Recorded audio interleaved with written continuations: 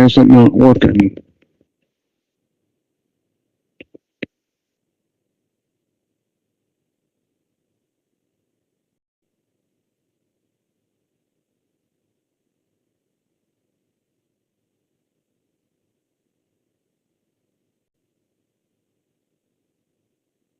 All right, why is it not working?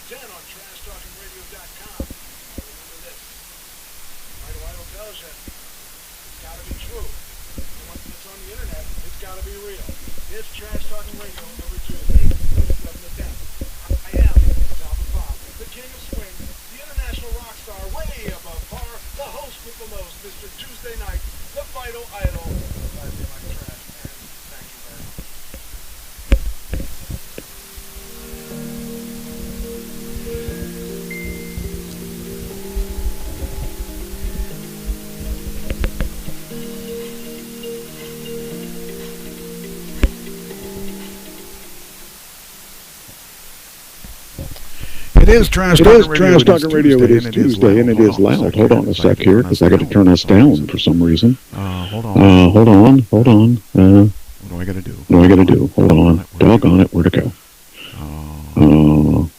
Hold on there, Papa Louie. Let's bring this down. Bring this down.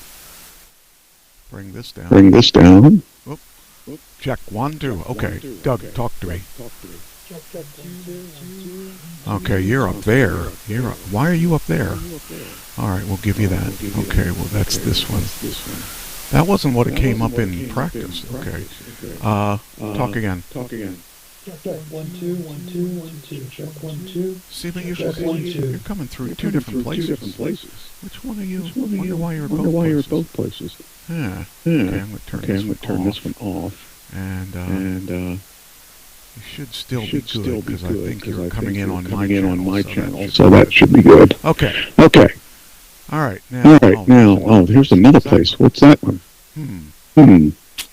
Well, let's see what happens when I turn it off. Check 1 2 1 2. Okay, talk again just to make sure. Check 1 2 1 2 1 2. Check 1 2.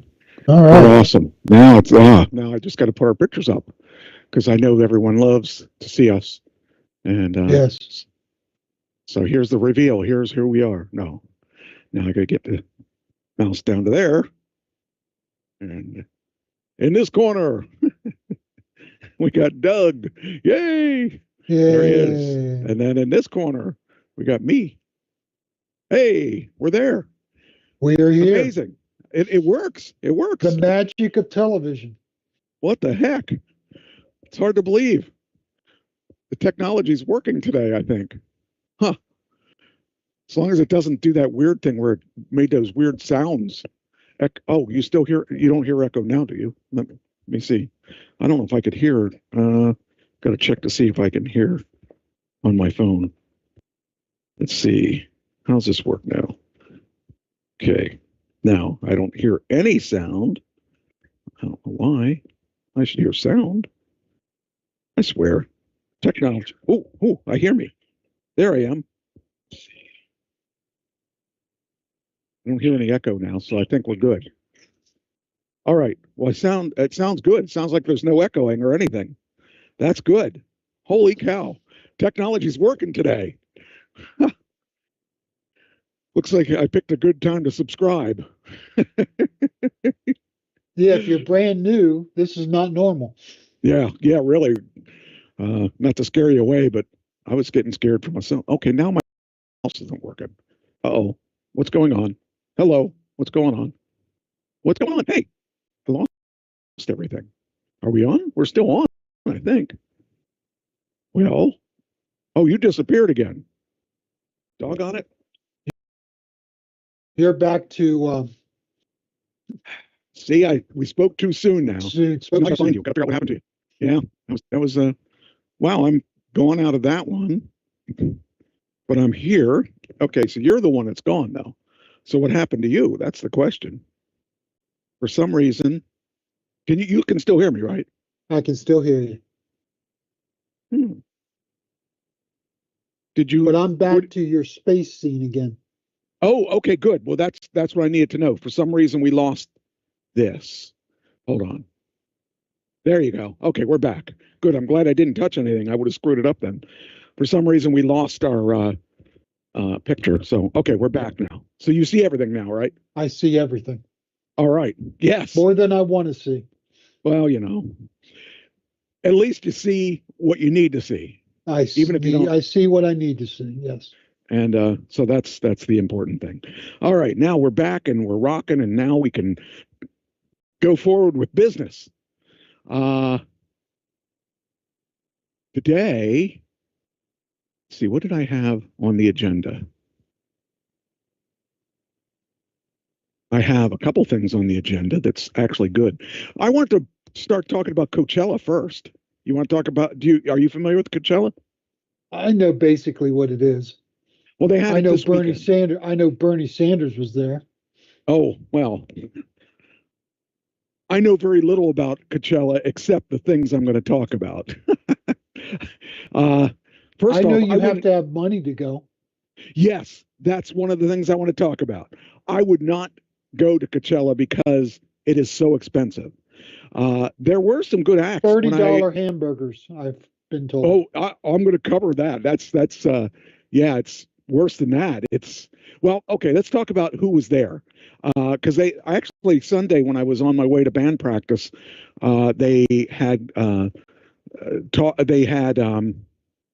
who's the guy that did American Idiot? I want to be whatever. They were on.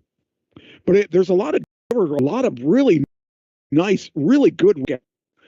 And I really thought that was kind of, if you're into popular music, that's where you got to go. But if you want to pay a lot of money, that's where you got to go because it is not cheap to go there. But there were a lot of really good bands and stuff there, and a lot of celebrities and stuff went there too. I'm trying to look here to see. This is not what I thought it was. This is just saying, wait, maybe that'll tell me. Hold on.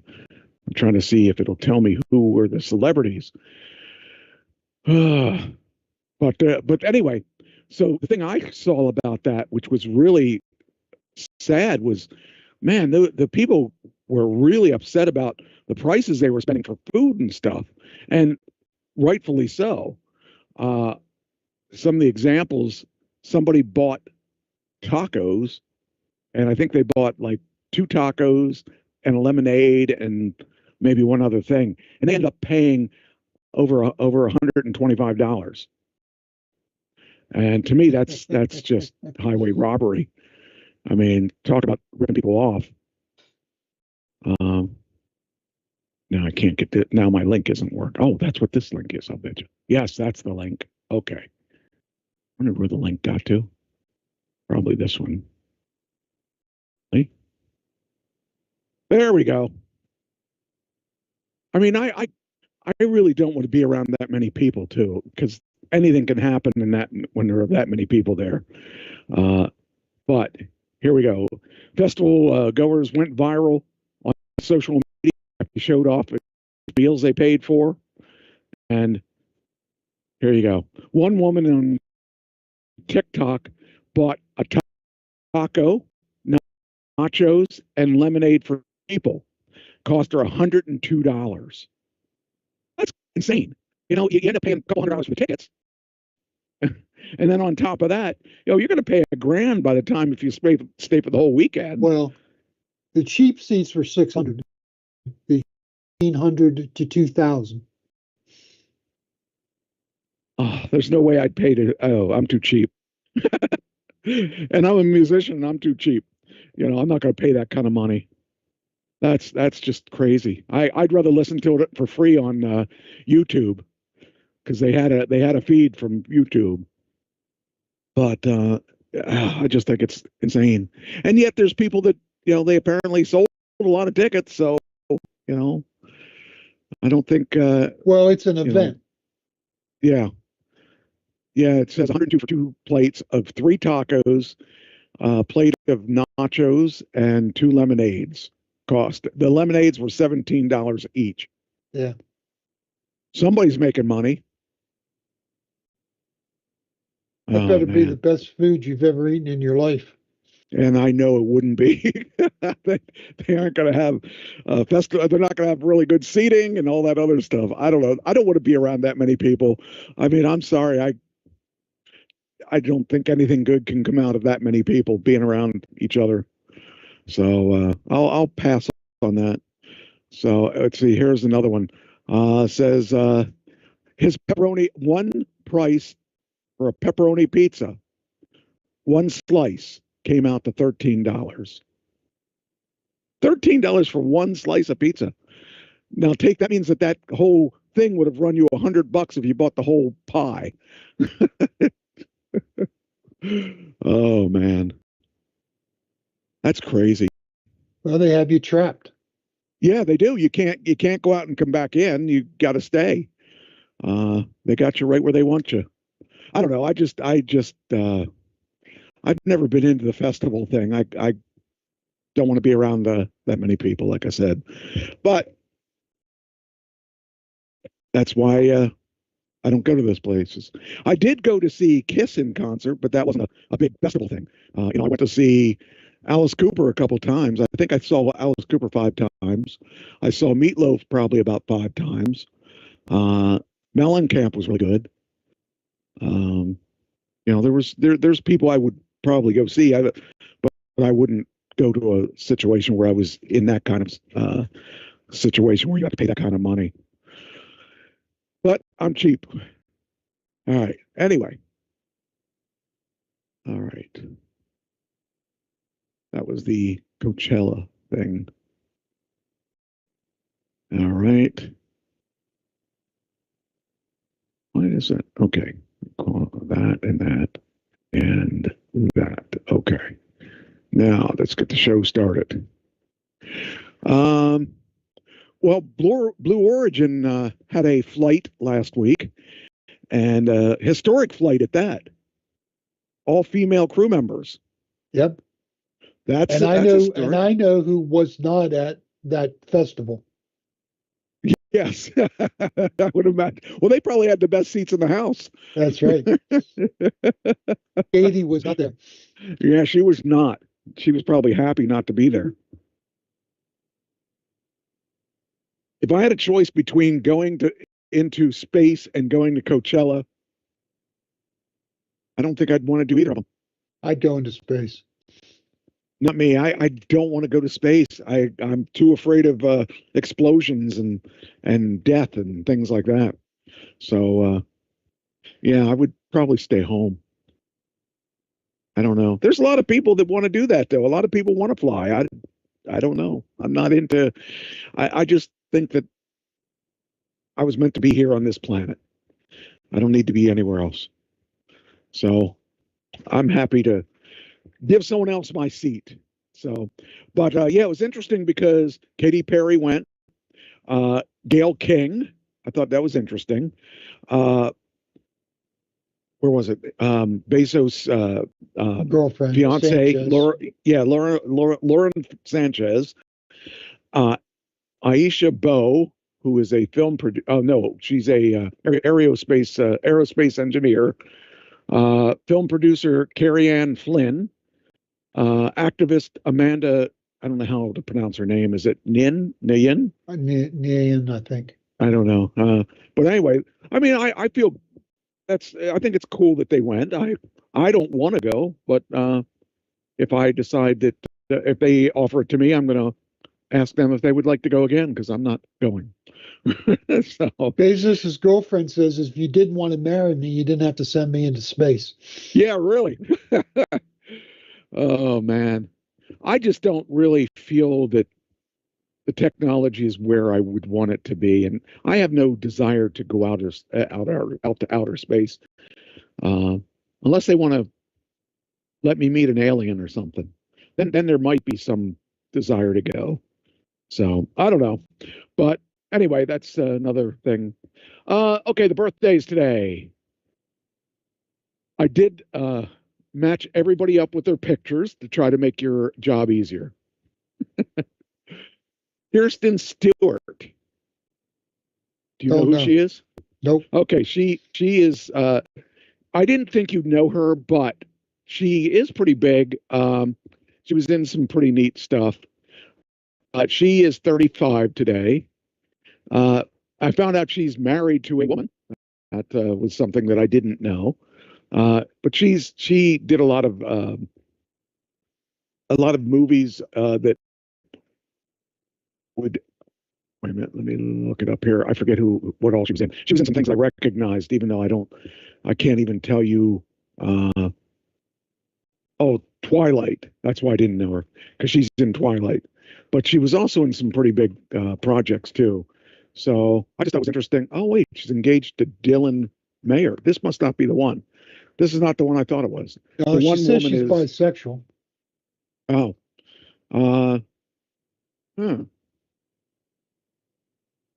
could have sworn one of these girls, one of the women that we're going to talk about today has a female girlfriend.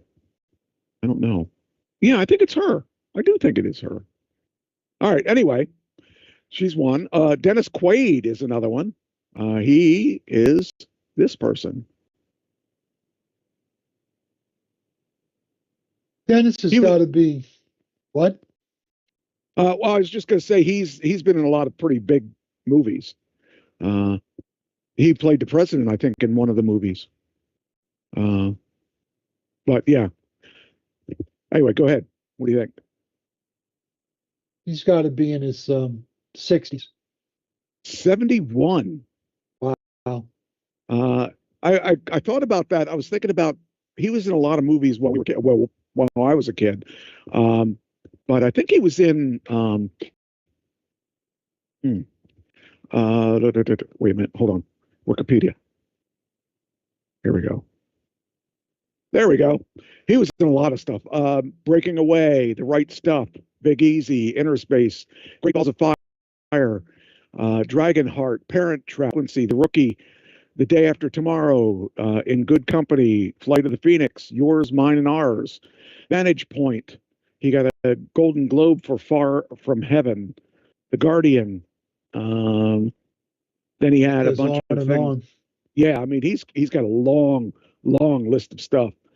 But yeah, he's pretty cool. He has a brother that kind of was a whacked out guy, but yeah, he's the good brother. But his brother Randy Quaid.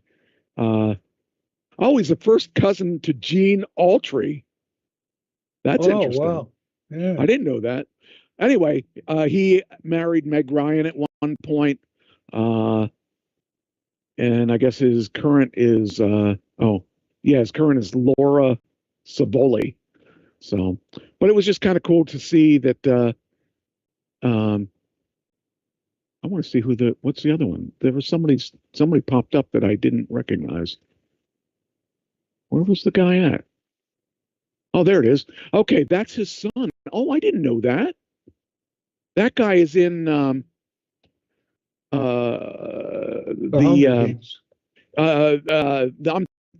thinking the other one, the boys. Yeah, he's in the boys. Okay, that's why I recognized him. That's funny. I didn't know that was his son. Okay. That's funny. Okay, so looks like I'm locked up. Yeah, why do I have to be locked up looking up? Anyway, so that's funny. I didn't know he was that guy. Okay, next person, Michael Learned. Do you know who she is? No. She was it Little House on the Prairie? I think she was Little House on the Prairie. That gives you an idea how old she is too. Let's see. The Waltons. I'm sorry, Waltons. It was another show I didn't watch. She was the eldest daughter of Elizabeth Duane and Bruce Learned, a diplomat. Let's see here. She was the mother in the Waltons, Olivia Walton. I never watched the Waltons. And she did Dragon, the Bruce Lee story, Power, Touched by Love. A lot of these look like, some of these, I should say, look like wholesome family stuff. So I think that was her. Yeah. She was in Scrubs and General Hospital and Young and the Restless. And although it says here, she played Catherine Dahmer, Jeffrey Dahmer's grandmother. That's not really wholesome. No. Oh man. Anyway, next person, Keisha Knight Pullum. Do you know who she is? No. Did you ever watch The Cosbys? Yes. She was one of the Cosby kids. She was the youngest Cosby kid, and she is grown up now. And just how old is she? Let's see here. There she is. She turned to be a pretty adorable girl. Yeah, really. She's a pretty girl. She's got to be. Yeah. She's got to be in her late 40s, early 50s. You're right about the late 40s. She is 46. The next woman is Paulina Portsakova.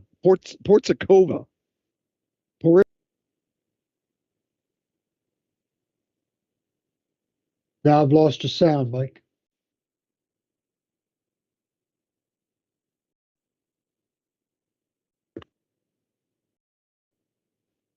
Check 1 2 1 2. There you go. I'm back. 1 2. You're back. Check. Yeah. Well, it seemed like the stream stopped temporarily. Anyway, that's Paulina when she was younger. That's her when she was really young. How old do you think she is now?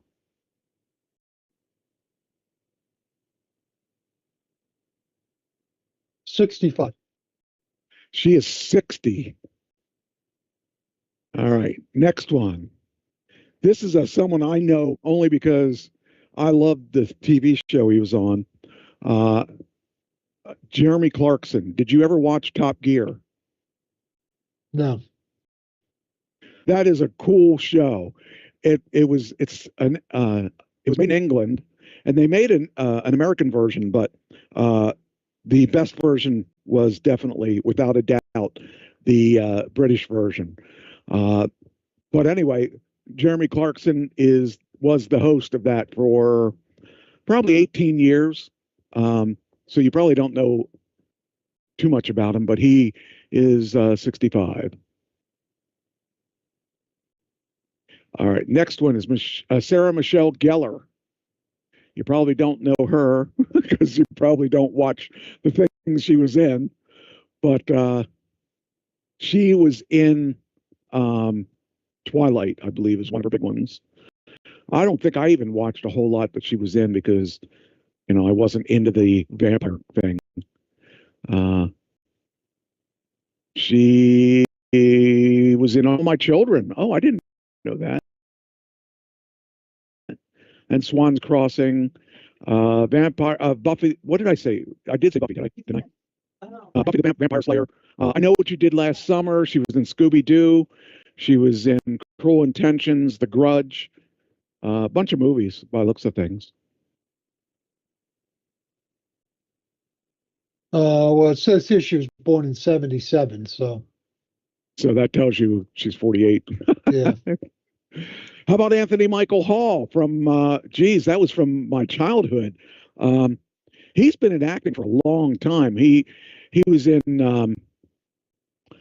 what was that? The one, it was him and oh, who are the other ones? Oh, freaking A.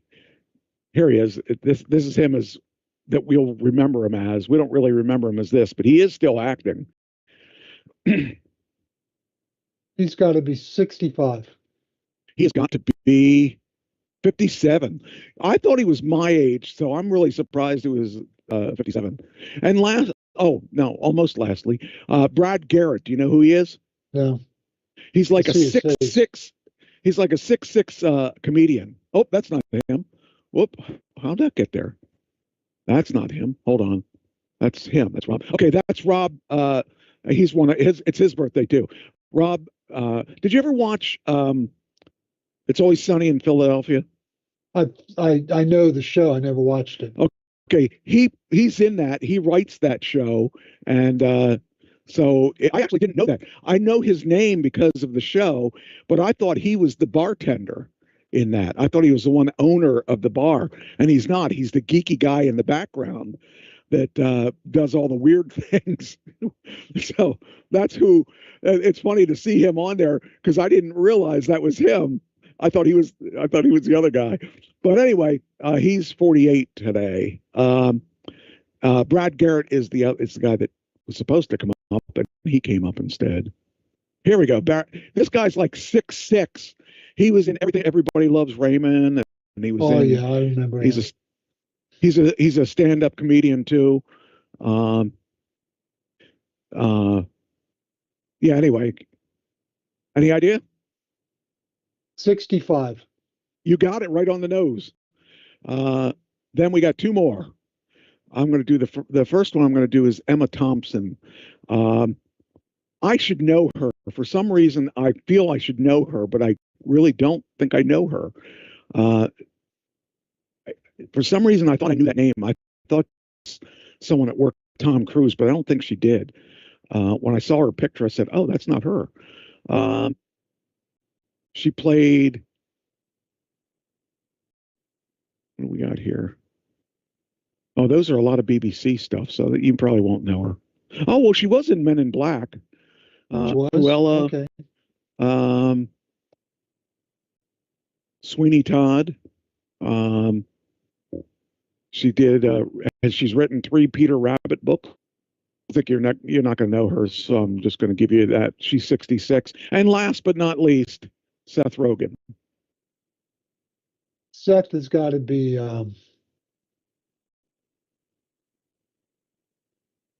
Let me think here. 49. Oh, okay. You're a lot closer than I thought you were going to be. I was expecting to say I'll take 10 years off of that, but it's not the truth. He is actually. I thought he was older than he is. He is 43. 43. So now he's a guy that wrote a lot of movies and got to do a bunch of things he wanted to do, but he is a proponent of weed and all that stuff. So that's his claim to fame. Is he did a lot of movies centered around that. But anyway, that's the last one of those. All right, and let's see. Let's take them off the book so I don't use them again. Boom, they're gone. All right, we did this. So Amazon ordered a series of Carrie movies. I found that interesting because Carrie was 1976. Yeah. And I think they revamped it once already, probably about 20 years ago. So it looks like they're going to bring it back again. Uh, but that'll be interesting to see how if they have a different take on it. The last one that I saw, oh man, it had to be about 20 years, more than 20 years ago.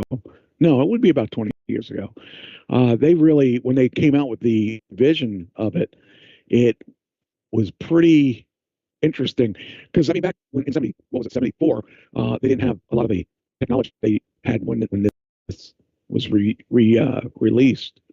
So I find it really interesting that they're going to redo it. I hope they find something different to do with it though, because when they redid it, I thought they did a pretty good job of it. Okay, come on, come on, come on. All right. Oh, I didn't want to get rid of that. Oh well. All right. Anyway, there we go. Next. Oh, okay.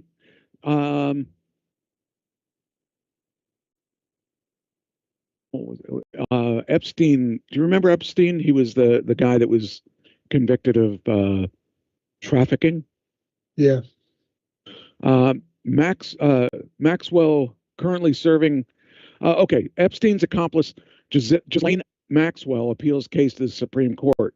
She's serving a 20-year sentence for aiding Jeffrey Epstein in sexual abuse of underage girls. She's petitioned to the U.S. Supreme Court to overturn her conviction, arguing she was protected by Epstein's 2007 non-prosecuting agreement. And so her appeal follows repeated rejections by lower courts, which ruled that the deal applied only with Florida and didn't shield her from prosecution in New York. What do you have any thoughts on that? She should dish the names. Then I don't care. Okay. I could.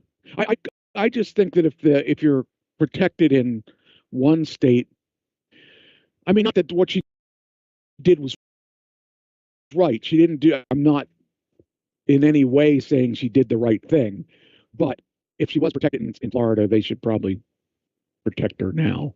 I would think. So that's just me. All right. Well, let's see. What she did was pretty horrible. Yeah. But I mean, she allowed and facilitated a man to provide underage girls to the rich and powerful and famous. If she was a madam, she was a pimp. She was a madam. Then I would say maybe she should stay in for. I mean, I don't. How long she been in? She's got to be into it. I mean, she's got to because Epstein went in a long time ago. Yeah, I don't know how many years she's been in, but it's got to be at least 10, if not more. Yeah. I could find that out, but I'm not that interested in it. Oh, did you see that when the women came back from their flight, that Bezos face planted himself? The ground, yes. No wonder he's not the top richest person in the world. He face plants himself too much. That's got to be embarrassing. And the fact that home and everything, that's just sad. But when I saw that, I'm like, but I guess he was just excited. Now I guess it's not going to play. Oh, wait, it might. Bezos. I saw a clip of him going to space. I saw it earlier today, and it should be on this page. Let's see. Maybe it's down lower. Oh, here it is. Okay.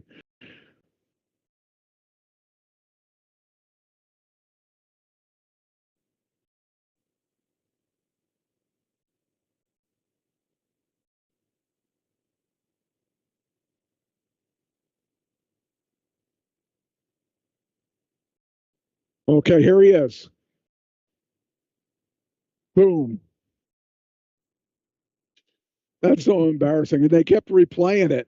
So it's not even the thing. And then they got a better vision of it. They got a close up of it. Did you hear the screams and the squeals of the women when they blasted off? Oh, they were screaming and squealing. That would have been me too. Yeah. Let me out of here. Let me out of here. So I guess not. Anyway, that was an interesting. I don't know. I can't imagine going on that trip and wanting to go on that trip. I don't know. Just some people have that desire to see the outer limits. I don't want to see it. All right. So Trump, with his tariffs, has exempted some things. Okay, now it won't come up. Better come up now. He exempts electronics, including phones and computers, from reciprocal tariffs. What do you think of the tariff thing? I think if it works, it'll be wonderful. Trouble is, will it work? Do you think it will? I'm hoping. I mean, it scares me because it's such a thinking outside the box thing that, you know, I really don't even, I don't know how I feel about it. I mean, I'm hoping it works too, because it'll put all those people that said it won't work to shame. But it's so far different from everything that we've ever done as a country. Every other president was scared to touch it because. Yeah. Every other, they were scared because politically, it's Americans don't like short-term pain. We're not, in Russia and China, they don't care what their people think. But here, popular opinion, the polls drive everything. And so the polls are against Trump right now because the prices are going to go up. Right. Yeah. So they're I don't scared know. iPhones were going to go up over $2,000 an iPhone. Yeah, and it's not like you can buy an American iPhone. They aren't really made here. So, yeah, I think it needs to be such a point, or else I'll just keep my current one and.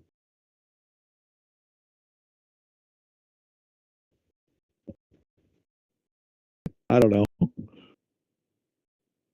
It does scare me, though. It scares me a lot because I was in something like this 2016 when they had tariffs. Now I'm not sure. I want to make sure this is working here. Check 1 2 1 2. Check. Okay, what's going on? That it's not okay. It's back. This is working weird. I'm not sure if it's working all together or not. But it's working. So, but yeah, last time when he was in office, we had issues too, and I want to think that it's going to be okay. But I really felt the pain that he was putting on distributors and stuff because we brought products from Japan or from China, and it didn't raise a lot of the prices too much, but he didn't do the drastic stuff he's talking about doing now. So I don't know. He's at 125% tariff on anything imported from China. Yeah, that seems crazy. Because that means you're going to pay more than double what it is. So, I don't know. There's got to be some kind of resolution where we can all win. I just don't know what it is. Ugh. He has an idea in his head of what will work. He's just got to convince everybody else to go along with it. Right. I mean, we're still going to buy the stuff from China See, because they're still the best. China has propped up its economy based on selling their cheap products around the world, Right. especially to Yeah. America. And when that Right. slams shut, their economy falls apart. That's the danger that they run. The danger that we run is that nobody's going to stand to have a washing machine cost twice as. That's the thing. I mean, I just I hope that's the right thing. I hope we're going in the right direction. We're gonna find out shortly, I guess. So, all right, next thing. You know who John Mellencamp is, right? Mm-hmm. I know, John. Do you know who Teddy Mellencamp is? No. Okay. He's got a daughter named Teddy, and she's on Real Housewives, I believe. Anyway, she's only 40 something, and she was diagnosed with brain cancer, and she's going to pass away shortly. And it's very, very sad. It says here, Teddy Mellencamp admittedly feels very alone during cancer battle as rocker dad John plans her burial. How would you like to do that? Oh man, that's got to be the worst thing ever. You know, you're watching your kid die. So, and who would have thought he didn't live a very clean life? Who would have thought, as much as he smoked and stuff, that he would not be the one with cancer? But it's really sad to think that this woman here is not going to be around shortly. She's 43. She's battling stage 4 cancer, and she opened up in her Instagram and was talking about it. Just really, it's just it's a shame anybody has to go through that. You know, I know I watched my brother die of brain cancer, and he had brain and lung cancer. That is just the worst way to die because you're dying slowly. And when you have brain cancer, you start losing your mind and you really can't think and function correctly. And I hope when I end up dying or before I die, that I die before I lose my mind. You know, I don't want to, I don't know. That's one thing I've always thought about is death. Death has always been on my mind, and I just want to go quickly. When I die, I don't want to have to go through cancer treatments or anything of that stuff. And I went through enough stuff as a young kid. I don't want to go through any of that anymore. I don't know. Just make it quick and easy for me. But that won't be the case, I'm sure. But it's just seeing that girl, I feel for her. You know, I feel for her. Yeah, it is. It just really goes to is. show you, no matter how rich and famous you are, you don't get away from the great equalizer. Right. Yeah, that's for sure. Yeah, there's that is an equalizer for sure. I just felt really it's really bad. Where did I'm trying to think why I wrote this address down. Oh, I wrote it down because I didn't know who she was. When I saw Mellencamp, there aren't too many Mellencamps I've ever heard of, so I figured she was somehow.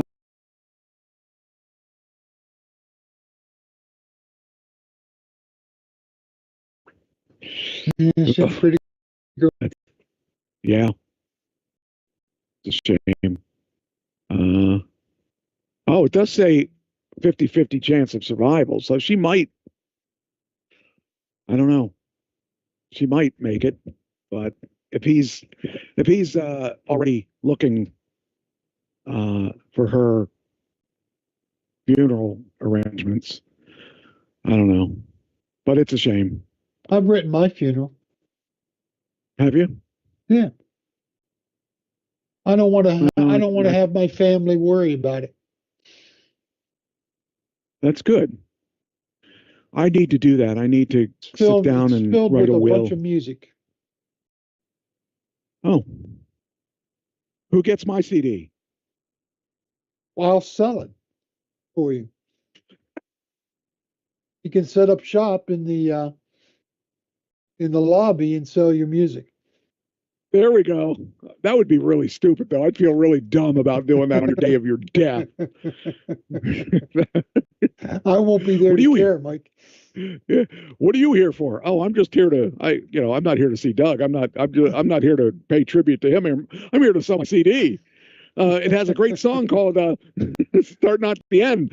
Oh, I guess this is the end, so maybe it's not.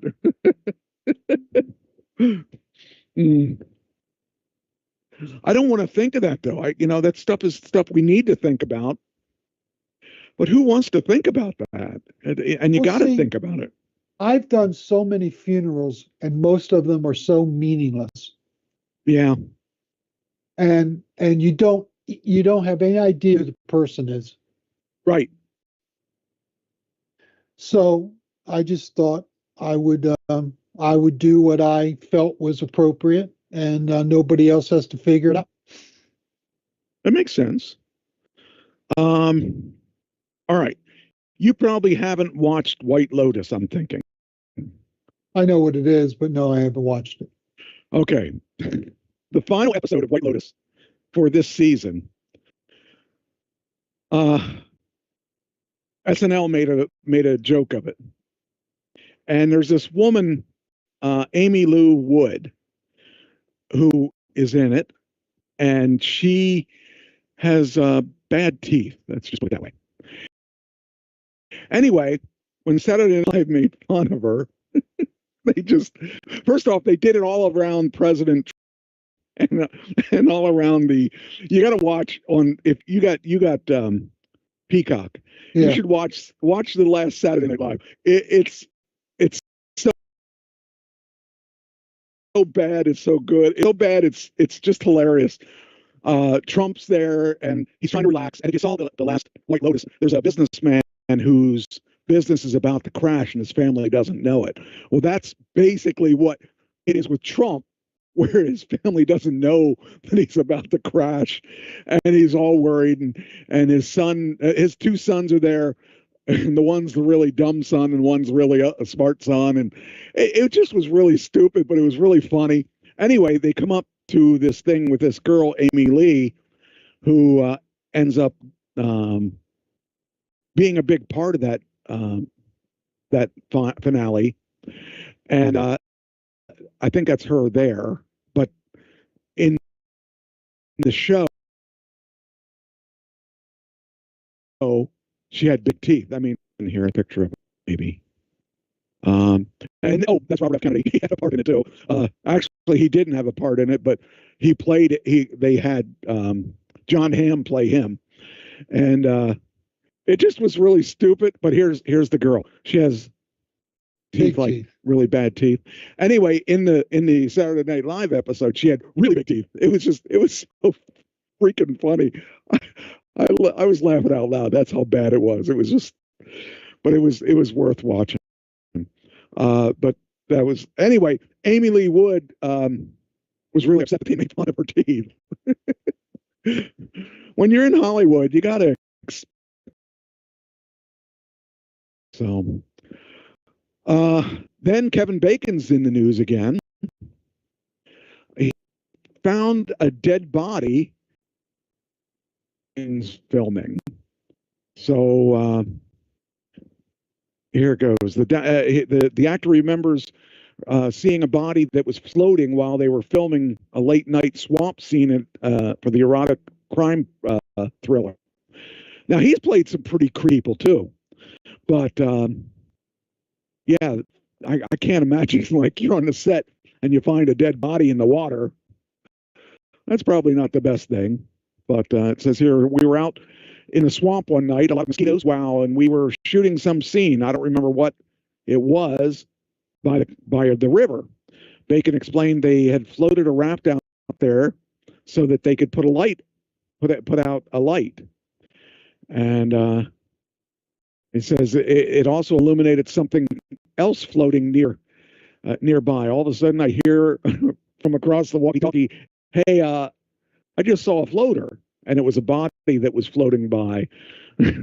that's that's that tells you something that movie is going to be probably a pretty good movie if you have dead bodies going to be involved in it. But you know, that would be kind of freaky, and that would kind of make me think twice about being in that movie. So I don't know. The film's director previously told Entertainment Weekly that, oh, that was from 1998. They were in the process of filming a scene in the marsh of the Everglades. Dead body suddenly floated in front of the cameras. Production.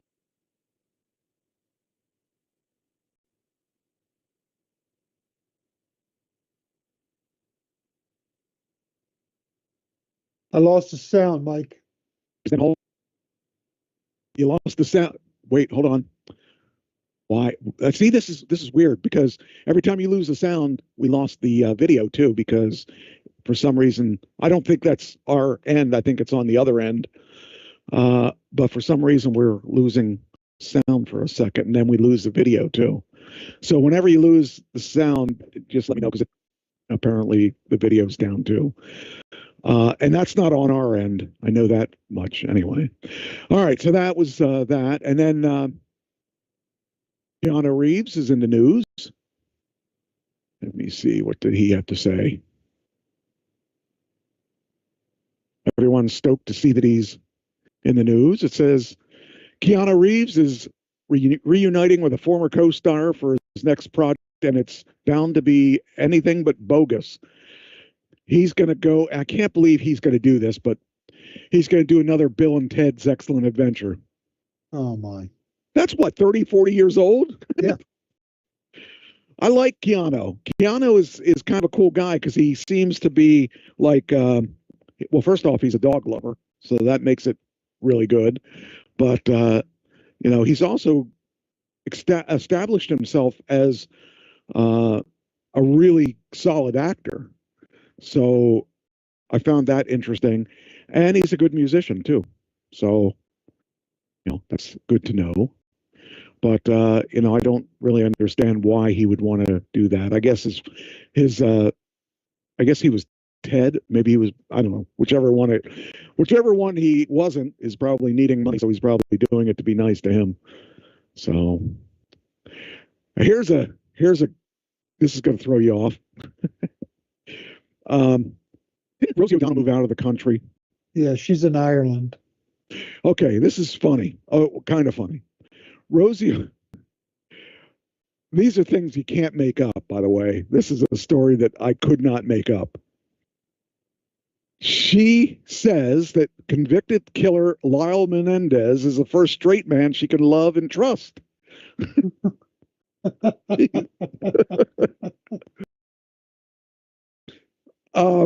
Yeah, I don't even know what to think of that. She opened up about the surprising bond that she's formed with convicted killer Lyle Menendez. Lyle, 57, and his brother Eric Menendez, 54, are currently incarcerated in San Diego for serving life sentences without the possibility of parole after they were convicted of 1996 of murdering their parents, Jose and Mary. So I just found it interesting that of all the people, all the men in the world, the only one is Lyle. Incredible. There's a lot of, I mean, I don't know how many guys would want to be with her, but I don't know. And by the way, she didn't age too well. She didn't do well. No, she's like 63. And she is not aged well. And she used to be cute. I used to think she was really, really cute, but you know, I guess in that relationship, she would be the guy, I think. So, I think she's the guy.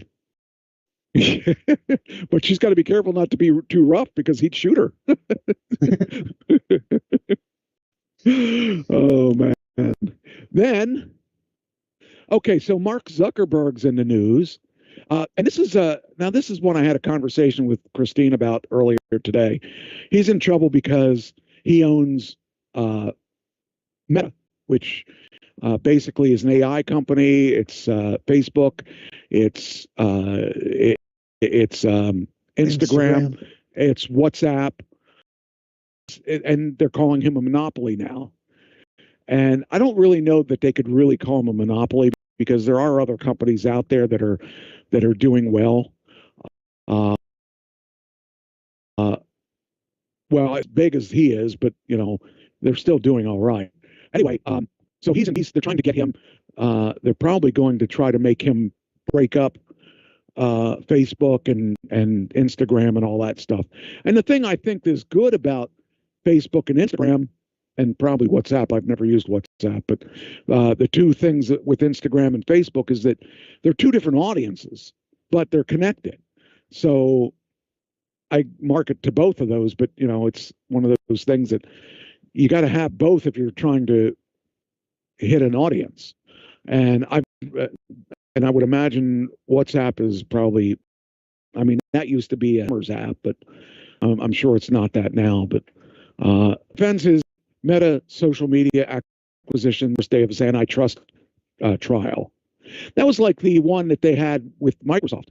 They were giving them all kinds of trouble because they owned the platform and they owned this and that and said, you can't do that. You can't own everything. And, I just think that if you have the wherewithal to do all this stuff, there should be no big deal about it. But I mean, I understand the monopoly thing, but who's going to go up against them? They're eventually going to say, they purchased Instagram and they purchased WhatsApp. Right. What's to say he couldn't have developed them on his own? And he would have. He could have. He would have. He could have. And that's the thing. I mean, eventually who knows? They may say, well, your Facebook, you can do Facebook Live, and that's like Teams, or that's like Zoom, and you may put them out of work or something. It just I hate when people step in. I understand the purpose of the monopoly thing, but the thing is, the monopoly thing, if it becomes something where he buys everybody that becomes a contender, okay, that may be worth it, but I think they're just kind of overreacting to it. The thing I thought was funny is his lawyers did not want him to testify. Oh, okay. Because he can't be trusted. Well, that's true. He says things sometimes he wish he wouldn't have said. Yeah. But he's got billion. And you know what? If I were him, I'd just say, fine, I'm just going to sell it all and screw you. He's got enough money. He's going to live comfortably. He can get a 1 or 2 bedroom apartment and he'll live comfortably forever. Or 1 or 2 1 or 2 castles. Yeah, castles. That's it.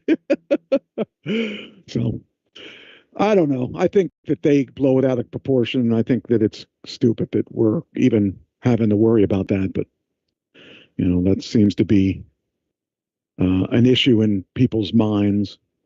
I don't find it an issue, but people do. Let's see here. Oh, Valerie Bertinelli is in the news. Now I used to love her. I had a crush on her. Oh, big crush on her. I still do. She still looks good. Maybe Rosie O'Donnell should take tips from her, because I would still do her. Anyway, she says, make sure. She says, wait a minute. Oh, can't get the. Oh, come on. Got to get the link up here. It won't work. Come on. Do it. Doesn't see the link. Hold on. Darn it. Are you going to play or are you not going to play? Oh, there we go. Okay. Valerie told Son Wolfie to make sure I'm dead before any Van Halen biopic is released. Don't do it. Oh. See, I loved her and I loved him too. He was one of my favorite guitarists of all time. And I would not let him, I wouldn't want him to do a scandalous biopic, but I'm sure he's done a lot of scandalous things. So, Yeah. They were a cute couple. They were. It's a shame to see him die at that young age too. But as bad as he smoked, that those things were bound to happen. But they had that son Wolfgang, and he's doing really well. He's doing really, really well. And he sounds like, if you've ever heard him play, he sounds so good. He's in some ways he's better than his father in that he can play all the instruments and he can sing really well. His father was good at playing, but he didn't usually do all the instruments. His son does. On his first album, his son did all the instruments and then went out and hired a band so he could play live. It's good. He's good. He's really, really good. So I'd like to see how far this boy's going to go, and it sounds like he's going to go far. Then we've got, what was that? I don't remember what that was. Oh, Harvey Weinstein. What was that? Oh, okay. Forgot about that. I was trying to remember I put these in throughout the week, so I can't remember sometimes what they are. Harvey Weinstein's retrial on sex crime charges begins with jury selection today in Manhattan. The 73-year-old faces accusations of sexually assaulting former production assistant Mimi Haley in 2006, raping aspiring actress Jessica Mann in 2013, and a new allegation of forced oral sex in a Manhattan hotel in 2006. Statements could begin as early as April 22nd. That's right around the corner, with a trial expected to last 6 weeks. Weinstein's 2020 conviction, which includes guilty verdicts for assaulting Haley and raping Mann, was overturned in April 2024. New York Appeals Court. The court found the jury had been unfairly influenced by testimony from women whose allegations were not yet found in formal charges. The retrial will feature fewer witnesses and tighten rules on testimony language. He's serving a 16-year sentence in California following a separate 2023 conviction of rape and assault, and he's denied allegations and maintaining that all sexual encounters were consensual. Man, I'm telling you that I think the real reason that this is going to trial again is that he's been, sick and probably going to die in the next couple of years. And personally, I don't think that that'd be a big loss to the world. So he is not high on my list of people I want to get to know.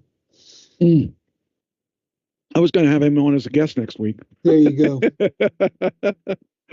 Yeah, I don't know. I can't imagine. I don't know. I can't imagine that. Trump really, it all comes down to where is he going to spend his last years? Yeah, that's what it comes down to. Home with his family or in jail? Yeah, and that's what it sounds like. It's kind of a shame, but I don't know. I guess if I was in jail, I'd do anything to get out of jail too, but I'm hoping never to be there. So I don't know. Trump administration freezes funds of over $2.2 billion in funding to Harvard after university rejected the administration's request to overhaul its policies and processes, becoming the first university to refuse to comply with such requests. I don't know why. I mean, I guess because he's conservative, that he's so bent on people and their gender. I don't know. I don't know why he's so. This particularly isn't gender. Oh, it's not? No. It's anti-Semitism. Oh, okay. All right. Well, that I'm for. I'm for them. We need to stop the anti-Semitism. It's also because they have $53 billion sitting in a bank or banks. Harvard. Why? And they don't need the $2 billion the government gives them. Well, if they don't need it, they shouldn't get it because somebody does need it. That's another interesting. reason why this is happening. That's Isn't Harvard the school that's going to give free tuition to anybody who needs it? Yeah, I think Because they were have the so one. much money, they have so much investment. Yeah, I think that is true. I think that is. I don't know. Now that $2 billion is necessary money. I mean, they fund a lot of medical stuff. It to take that away from them is going to make life difficult for a lot of researchers. But Okay. Harvard has enough money to cover it themselves. Yeah, apparently. That's crazy. Well, I guess we're going to see how that turns out. Did you hear about this weekend? Our governor, my governor Shapiro's home. Yes. They caught the guy. Okay, so what happened was Shapiro's mansion, the governor's mansion, was set on fire this weekend. Wolfgang doesn't smoke. LOL. You would do her. Yes, I would. I would do her. Anyway, Governor Shapiro's house was set on fire, and they found the guy. And the guy, I'll tell you what, he's kind of scary. This was a guy who showed up at the house with a ball peen hammer that he was planning on pounding Shapiro's head in with. Yes. That's scary that those people were actually out there and that he actually really hated somebody that bad that he's willing to put his own life up and try to kill them. I mean, that part, that whole thing is foreign to me because I've never been violent to anyone. And so it just seems so weird to somebody wants to kill somebody that bad. Just put him out next time. Why go after him and try to kill him? You know, I just don't get it. Pennsylvania man has been charged with attempted murder, terrorism, and other offenses after a fire at the governor's residence in Harrisburg forced Governor Josh Shapiro and his family to evacuate early Sunday morning. Officials said Cody Balmer, 38, hopped the fence and set a fire to the residence early on Sunday, April 13th. That was just yesterday. The family were home. Balmer was charged with criminal homicide, attempted murder, terrorism, aggravated arson, and more. He was arraigned on the charges Monday evening, and the judge denied bail. No kidding. I wouldn't want him to be out on bail either. Earlier Monday, they said that Balmer was treated at a hospital for medical event not related to this incident. He was taken into custody Sunday in the Harrisburg area. It said something. There was something in there that said he had a weapon and he was going to use it on Shapiro. To me, that's scary to think that would even happen. So, it happened on Shabbat, and Yeah. they had done their Seder meal, gone to bed. This guy hops a fence. This is guarded by the state police. How he got past the state police is not known.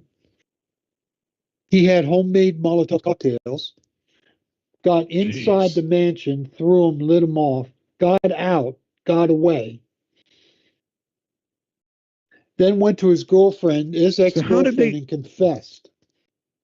She called the cops, Jeez. and he turned himself in. Jeez. I just don't get it. He was off. His mom said he was off his meds. He went off his meds. Jeez. Yeah, it says Christy Balmer said she tried to get her son picked up last week and reached out to 4 different police departments but couldn't get anybody to help. So he was mentally ill, went off his meds, and this is what happened. State police said crews from the Harrisburg Fire Department went to the residence around 2 a.m. for the fire. Man, I just would hate kids. 4 kids. Jeez. As a young family. It's just crazy that kind of stuff happen. I don't know. it says the fire happened after Shapiro, who is Jewish, and his family celebrated the first night of Passover. Shapiro declined to call the fire a hate crime, but said the blaze wouldn't deter him from doing his job or celebrating his faith. Now, one report I heard Geez. was that he had his home confiscated from him. Oh. And that's why he was mad at government. He was also mad at Trump. Jeez. So he's just That's mentally a ill. shame. He's just mentally ill. Yeah, but those are scary, the scariest people, you know. Let's see if it's yeah, well, since you said that, I don't even have to look for that, but yeah, that's crazy. And the fact that he got over the fence and started the fire and got away, that's if he hadn't confessed to his girlfriend or whatever, who knows if they would ever figured out who it was. You know, it's so out of left field, or maybe it isn't. Maybe he has some kind of track record with him. I don't know. But oh, it says in 2023 he was arrested and charged with assault in connection with a violent domestic dispute involving his wife and son. Let's see here. He took a bottle of pills in an attempt to kill himself. Apparently he's not very good at it. I'm trying to see here. Yeah, I don't see anything in here on the hammer, but I'd read that in another article. So that scares me. I mean, at any he said time, he would have beaten his head in. Yeah. Yeah. That's crazy. Like to see him try to do that to The Rock. Come in there and attack The Rock. The Rock will give him a rock bottom. Anyway, yeah, that's coming up next week. Next week's WrestleMania, or this week. This week. So that's exciting. Okay, so let me get rid of this. On this day in history, President Abraham Lincoln dies in 1865. The Titanic sinks after hitting an iceberg, killing more than 1,500 people in 1912. Jackie Robinson breaks the color barrier, becomes the first black Major League Baseball player in 1947. Actress Emma Watson was born, which we already knew, in 1990. 2 bombs exploded at the marathon. Oh, wow, that was this. Oh, wow. At the marathon, Boston Marathon, killing 3 and injuring 264 in 2013. So this has been a very interesting day for history. Do you know also, that all baseball teams? Do you know that all baseball teams wear their uniforms and their number is 42? Usually, everybody has an individual number. Okay. But Jackie Robinson's number was 42. It's been retired. Every team retired number 42. Nobody can ever wear it again in baseball. Well, he was a very important person for so many reasons. I mean, the fact that he was able to break the door open for people of color, and the way they treated people. He never fought back. And that was really good for people of color. I mean, it's great to see that he's going to be remembered for that. So every year on his birthday, every team has a special uniform. Every number is 42. So they have their name on the back and 42 on their back. Wow. That's cool. Yeah. That's actually kind of cool. So what is life like in jail for Sean Combs? Gray hair. Diddy Combs? Yes. He has gray hair, no Wi-Fi, bed check. They monitor his phone calls. Boy, talk about going from the top to the bottom. He's at the bottom. And he I guess I mean there's still people that are complaining, you know, coming out of the closet of things that he's done to them too, both men and female. So couldn't have happened to a nicer guy. You know, I believe that as well, and I don't like to think the worst of people, but you can't really think of anything but that when you're talking about him, because he doesn't have any. I mean, nobody says good things about him, and they shouldn't. So I don't know. I think we're going to see a whole lot more people coming down that road once they get through figuring out all the people that were involved with him. And I'm glad he's off the street. But it's kind of one of those things I never thought we'd see. Well, But, they say he's in a dorm, you know, so he's segregated from the rest of the inmates. He's probably in a minimum security dorm. It says here, let's see if it says. It says, for starters, the typically dapper MC's hair and beard are going gray since it's not allowed in the Brooklyn jail. That has been a long source of complaints over its decrepit state, including reports of mold and vermin, extended lockdowns, and understaffing. As part of his daily routine, Combs, 55, is woken up for breakfast at 7 a.m. and afterwards has time to exercise in a room with yoga mats and a small basketball hoop, and to hang out in a communal space with a ping pong table and a TV. So that's what his life is like now. It says lawyers have tried and failed 3 times to get their client released on bail. Gee, I wonder why. Jeez, I mean, after all, he kind of fled for a little while, but you know, he's seriously. If he gets out, if there's any way he can get out, there would be a major issue with everyone else. So I don't see that happening. But you know, if Weinstein gets out, he's housed with 20 other men. Jeez. Well, you know, he likes men and women. It's a high-profile inmate unit. Okay. So he's in with other famous convicts. Yeah. Jeez. It says here that former mafia informant Gene Borello told the paper that compared to other units in jail, you have nothing to worry about. It says, as described, the inmates in Combs' unit are free to move around, and the space decked out with rows of bunk beds, TVs, microwaves, where they are subject to repeated mandatory check-ins of their bunks by corrections officers every day. Inmates are issued brown jail clothes and able to eat their meals in a common area and use a bathroom that has stalls, as well as listen to music and watch movies on a tablet for sale at the commissary, though they do not have any internet or Wi-Fi access. Diddy often meets with his team of lawyers in a conference room, often a common area, and has non-Wi-Fi enabled laptop to pour over evidence in the case that he can use between 8 a.m. and 3:30 p.m. each day in one of the visiting areas. While Diddy dined in the finest meals provided in private chefs in his former life, the menu in lockup is decidedly less glamorous, with rotating menu that includes lasagna or pasta puzzle for vegetarians on the second Friday of each month.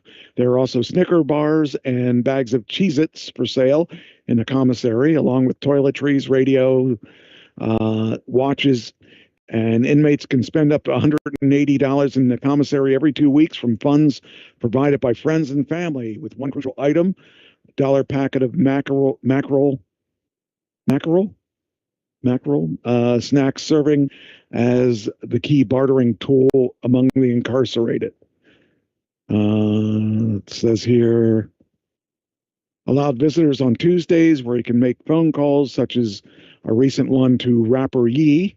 The conversations are capped at 15 minutes and they're subject to monitoring by authorities. The story noted that during the pre-planned sweep of the jail in search of contraband last year, prosecutors claimed that an investigator took photos of some of Combs' personal notes. The pictures allegedly included birthday reminders, as well as notes of government claims that were evidence that Diddy was trying to obstruct the prosecution, which he allegedly directed to a staffer to find dirt on two of his alleged victims.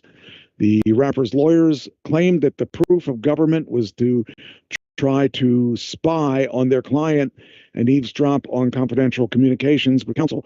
Prosecutors denied that claim and said that none of the notes would be used in their case, and the judge agreed that Combs had not been violated. It's nice to know that that everyone's kind of on the same path, that they don't. I don't see him getting any leniency. So, if that's even, good. If even a tenth of the charges against him are accurate, he's gone for a long time. Well, yeah, I mean, geez, the prostitution part alone. But from many things that he's done, I just really would, I don't know, just crazy. We talked about Bezos a while ago. He just sold his one mansion that he and Lauren lived at. Do you want to guess what it went for? No, I have no idea. 43 million. $63 million. 63. $63 million. I mean, it would take me 3 weeks to make that. I wish. Just crazy. 60. What's a $63 million place look like? I can't even imagine. Might have one or two more rooms than I have. Oh, maybe more. I can't imagine. 9,000 square foot home. Is that what it was? Yeah, that's not as big as I thought it would be. Yeah, pretty small. Oh. For two people, I guess it's enough. That would be cramped. It'd be real cramped. So, okay, now here's a serious question for you.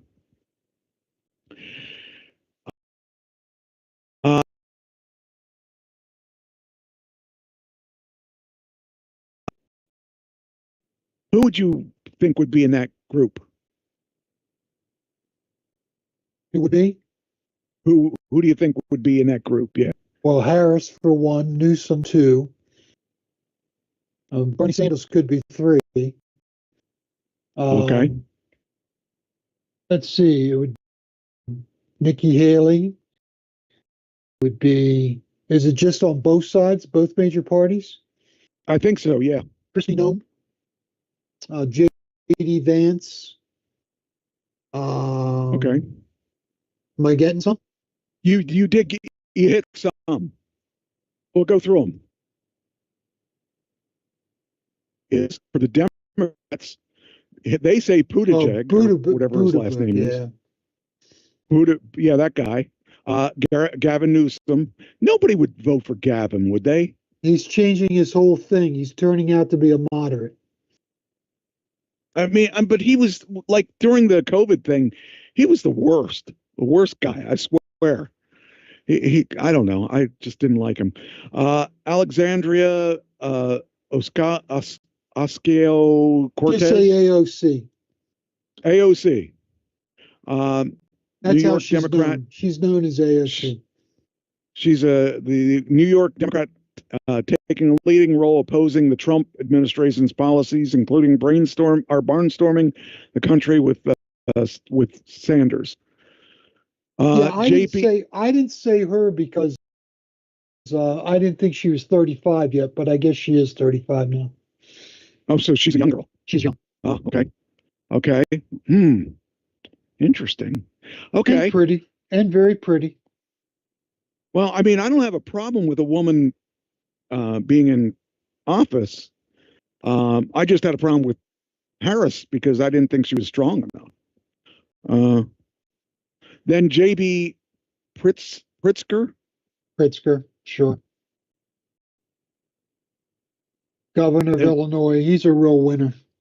Then there's Josh Shapiro. Yes. Our guy that just got burned. Who's a moderate, who's supposedly a moderate. It says here, shortlisted Kamala Harris's running mate in 2024, but ended up being Waltz instead. Then Tim Waltz. I can't imagine Waltz. He did not impress with anybody with that, with his running this past time. Gretchen Whitmer, Governor of Minnesota. And then it says Michigan, other names. Michigan. Yeah, Michigan, right. She was discussed to replace Biden during the summer of 2024. Her double-digit re-election in a down year for the Democrats in 2022 combined with her popularity in the purple state of Michigan, turned her into a national figure in terms of the 2028 contenders. So, says other names of the Democratic Party. It says, it said Jared Polis, Colorado.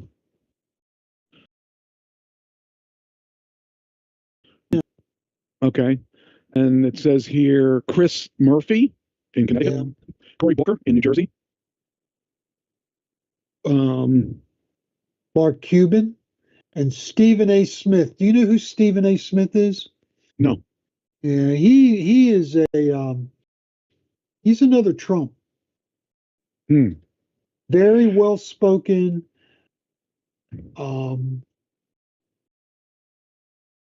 He is a sports commentator. Came out of Philadelphia. But he's just very well spoken, and he knows exactly what he's saying. He means what he says. He's got some it factor. Okay.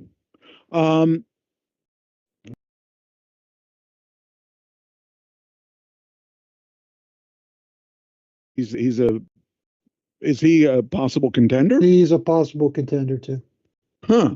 Oh yeah, there it is. It says celebrities like Mark Cuban and Stephen A. Smith are in the mix. Okay, those are the two you just talked about. Okay.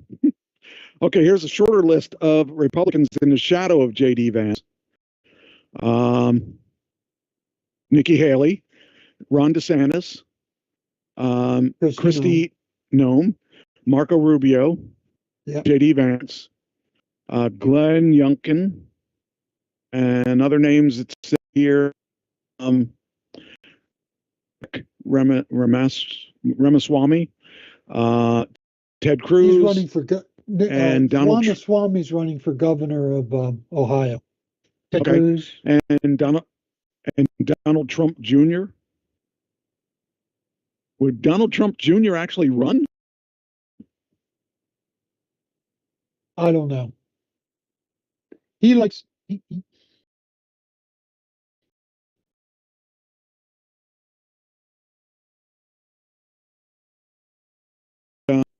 Tulsi Gabbard. Tulsi. And Senator Tim Scott. Yeah. And Robert F. Kennedy Jr. I don't think he'd run for. He'd have to run as an independent. He's not. He's very.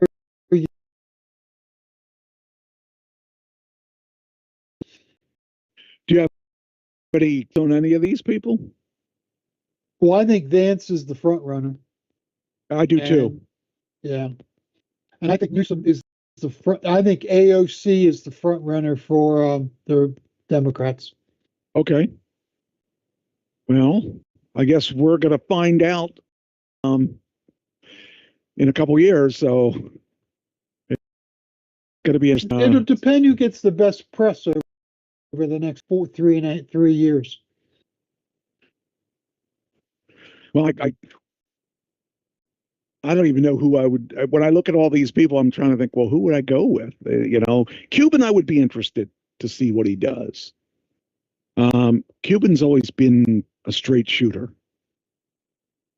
But it's too hard. It's too far in the future to think about now. But has Cuban been in politics before? No. He just has he has a mouth. He voices his opinion. Yes, he does. Yes, he does. But he's a very strong man. And he doesn't say, I mean, when he was on Shark Tank, he sounded he was very together. I don't know if he's like that in real life for most of the part, But yeah, it's interesting to think about him. Well, like I said, I am very interested in Stephen A. Smith. Not that I would vote for him, but I'm just very interested in him. He's different. Why? He's like Trump. Okay. He's different. He's just a different. That's what I like person. about that is the one thing I liked about Trump was he's different. But I like that Trump isn't necessarily a politician, but well, neither is Stephen A. Smith, and neither is Mark Cuban. Yeah. Yes. And see, I think I think it's good to have the country run by a businessman, and you know, not everyone feels that way, but I do. So I don't know. I just wondered what your thoughts were on all those, because I saw that today and I said, that would be a good topic to talk about. So, oh shoot, now my mixer's a little too big. Hold on here. What do you want to talk about your stuff, or do you want to talk about the Rock one? The who?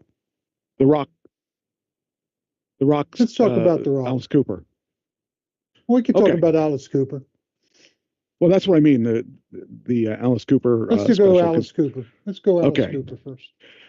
So that band is a mess. Oh, that's an understatement for sure. And it's weird because they even admit to having, you know, they all had substance issues at one point. And it's funny. Guitarist more than anybody else. Yes. And it's also interesting because being a singer, like a lot of the times you are expected to, from the surface of the audience, you're expected to be the leader of the band. Even like in this band that I'm in now, I'm not the leader. But yet when we play out, everyone just assumes it's my band.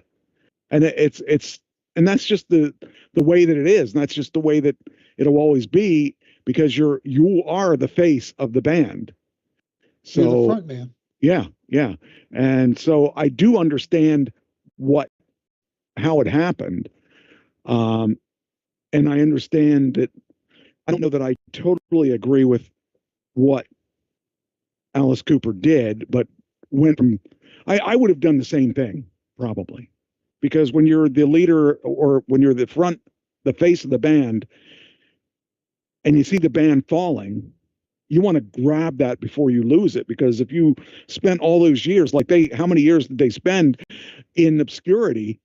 When they finally got some traction, they started falling apart. And they started falling apart in the beginning because they abused a lot of substances, and nearly killed themselves in many cases, I'm sure. Well, what's his name? I can't think of his name. The lead guitarist. He had severe pancreatitis. Yes. Yeah. Almost died. I mean, it took him 7 years. When they came back, they put him up on stage, but they turned his amp off. Mm-hmm. Yeah, I mean that's. I've had to do that before too, where I had an issue where the guitar player was. Well, in my case, he was just loud all the time. We turned him down, but you know, you've got issues like that you can't. How do you fix them? You know, how do you fix?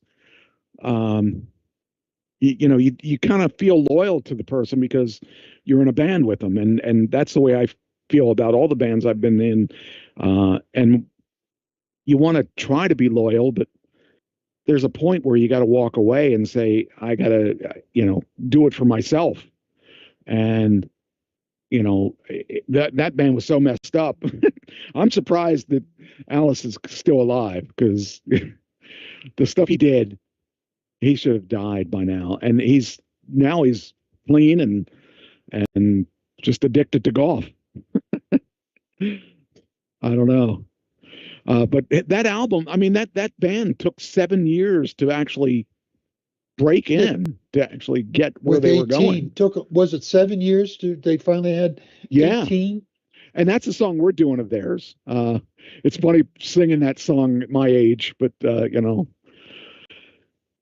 it's just funny.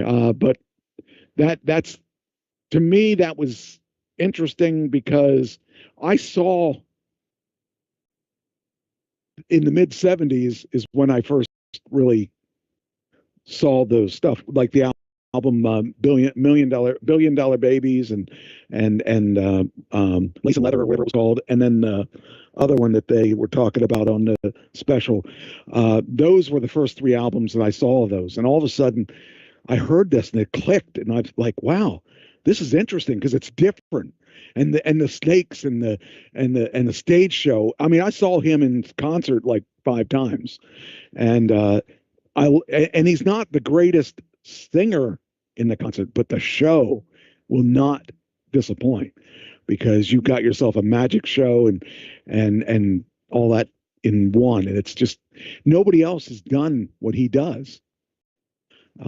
Yeah, but he paved the way for Kiss and yes, Marilyn Manson, but no one else paved the way for them all.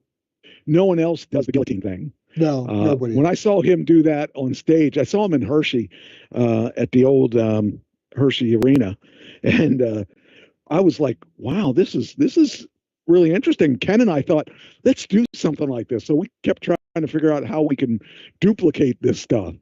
We couldn't duplicate that stuff. It's a lot of stuff. You got to find the right people behind you to do that, and no one could see the vision. I saw the vision that he had. I saw the vision that Alice Cooper had, and I said, that would be awesome to put something together like that. We were going to have different people come out, and we were going to do a live play, basically. And it wasn't going to be as crazy as stuff that he did, but it was. I would have loved to have pulled that off. That would have been awesome. What, you don't want people protesting your shows either? Oh, I don't care if they protest my shows because that's all publicity. And there is publicity. There's no such thing as bad publicity. So I would have loved to have done that, and just never came to fruition because we could never find the right people. So that kind of made me bummed because I wanted to do that, and I had that drive and want to do something different, and I was bummed that I couldn't ever get to do that. But now I got a band that is very talented, and I look forward to playing with them. We worked this weekend, did I think 4 new songs this weekend. We were talking about doing. Did Man on the Silver Mountain. Did Foreigner. What was the other ones? We did like 3 or 4 songs. We did Dreams I'll Never See. That's a good song. So it was a good weekend. How many sets do you have now, Mike? We have enough to do a full night. We're probably going to do 3 sets on a night instead of 4 because we're going to do 3 longer sets.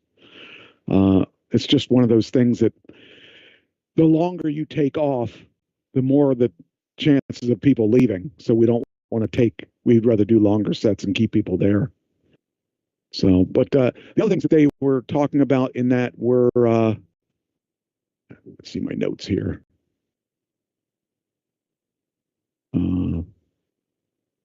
Okay. There was something called the NIS. For some reason, my trackball does not work that well down here because everything seems to be shift off to the one side that it shouldn't be. Oh, there we go. Okay. In '64 they were doing a Beatles spoof. Yeah, which I thought that's how they started. And I never would have seen that. I wouldn't have seen them as a Beatles band or a Beatles spoof band, but I found that funny. Then they were the Nas. That was the band called the Nas, and I thought that was interesting. They went to LA and found out somebody else had that name. Yep. And then they were in Toronto and they did chicken throwing. I thought that was kind of weird. They threw a chicken into the audience. The audience tore the chicken apart. Yeah, that was really weird. I don't think that. I mean, that I could see how that would inspire him to do the Alice Cooper character. Uh, and then it said that took 18 to be a hit, which we talked about.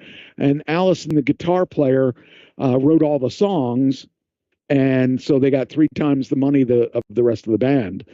That was a point that I could understand that pain, because Ken and I wrote all of our songs, but we wrote them equally, even if we weren't, even if we didn't do it. Like, for instance, I'd get credit for an instrumental that he did, but he would get credit for a song I wrote from beginning to end, you know.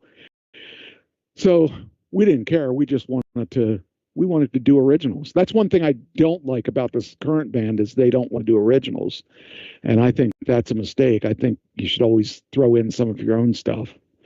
But, you know, it is what it is. And if I want to be in that band, I've got to either convince them or accept their, yeah.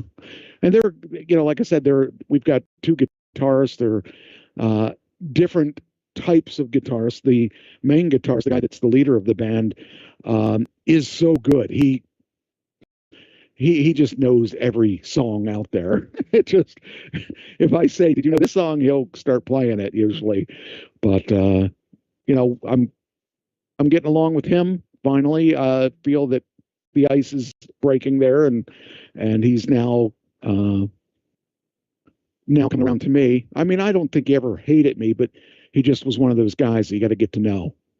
And he's got dry humor, so I've got whatever humor I have. But I think. But anyway, this band, you know, I'm glad to see that he cleaned his. Oh, Alice Cooper was also. There's a show on History Channel, I think it is, called Counting Cars, and it's a guy in Vegas that builds custom cars. He has appeared on that show, I think, 3 times with different cars that he had him make custom for him. So it was funny to see Alice Cooper showing up. Oh, and the fact that the guy changed his name, that I was laughing at that. But, you know, that was a smart thing to do, because if the band had tried to get him to not use that for the band name, they can't do that since he changed it legally to Alice Cooper. Which must have ticked everybody else off really a lot. Yes, and I would do that. I would do that if I had to, if I felt I was in danger of losing, you know, because nobody wants to start all over.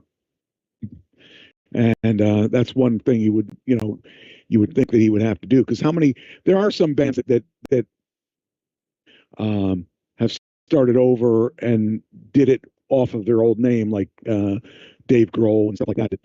They ended up being able to successfully pull another band together. But yeah, I totally get that whole wanting to remain who you were, or as you were in that band, and not have to reinvent yourself.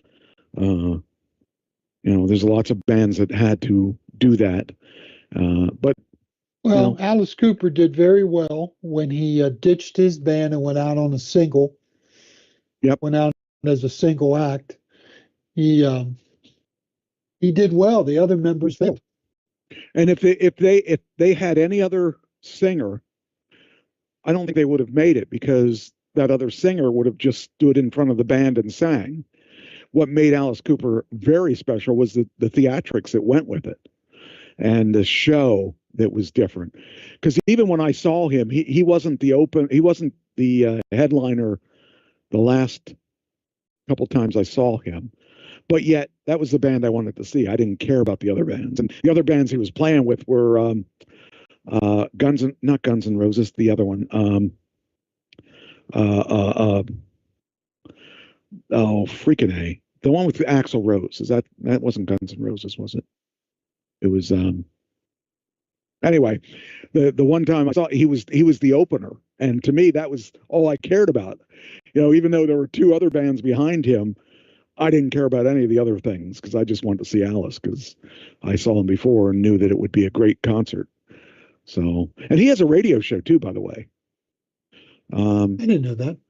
Yeah, actually, it's probably on. I don't even know what it's on. I just I heard it a couple times, and it's actually, I want to say it's in Pennsylvania. The radio show. He could be anywhere, but I think the radio show's in Pennsylvania. So that was interesting too. But yeah, Alice Cooper is one of the guys that I would like to meet him someday. He's one of those guys that meant enough to me and influenced enough of my vocals, because we did I think we did $1 Billion Babies with the Uncle Sam band in the early days, and we did another Alice Cooper song too. School's Out. Might be that. I don't remember. I can't, but I remember in the days back when I was a kid, that was one of the ones that we wanted to do. So that was an influence of me. And as far as I'm concerned, he was definitely in the top. I would say of the top 10 bands that I ever did, I liked doing his stuff. And I was entranced by some of his stuff. I like the School's Out album. I like the Go to Hell album. I like the $1 Billion Babies album, pretty much from beginning to end. And the Leather and Lace album, there were a couple really good songs on those.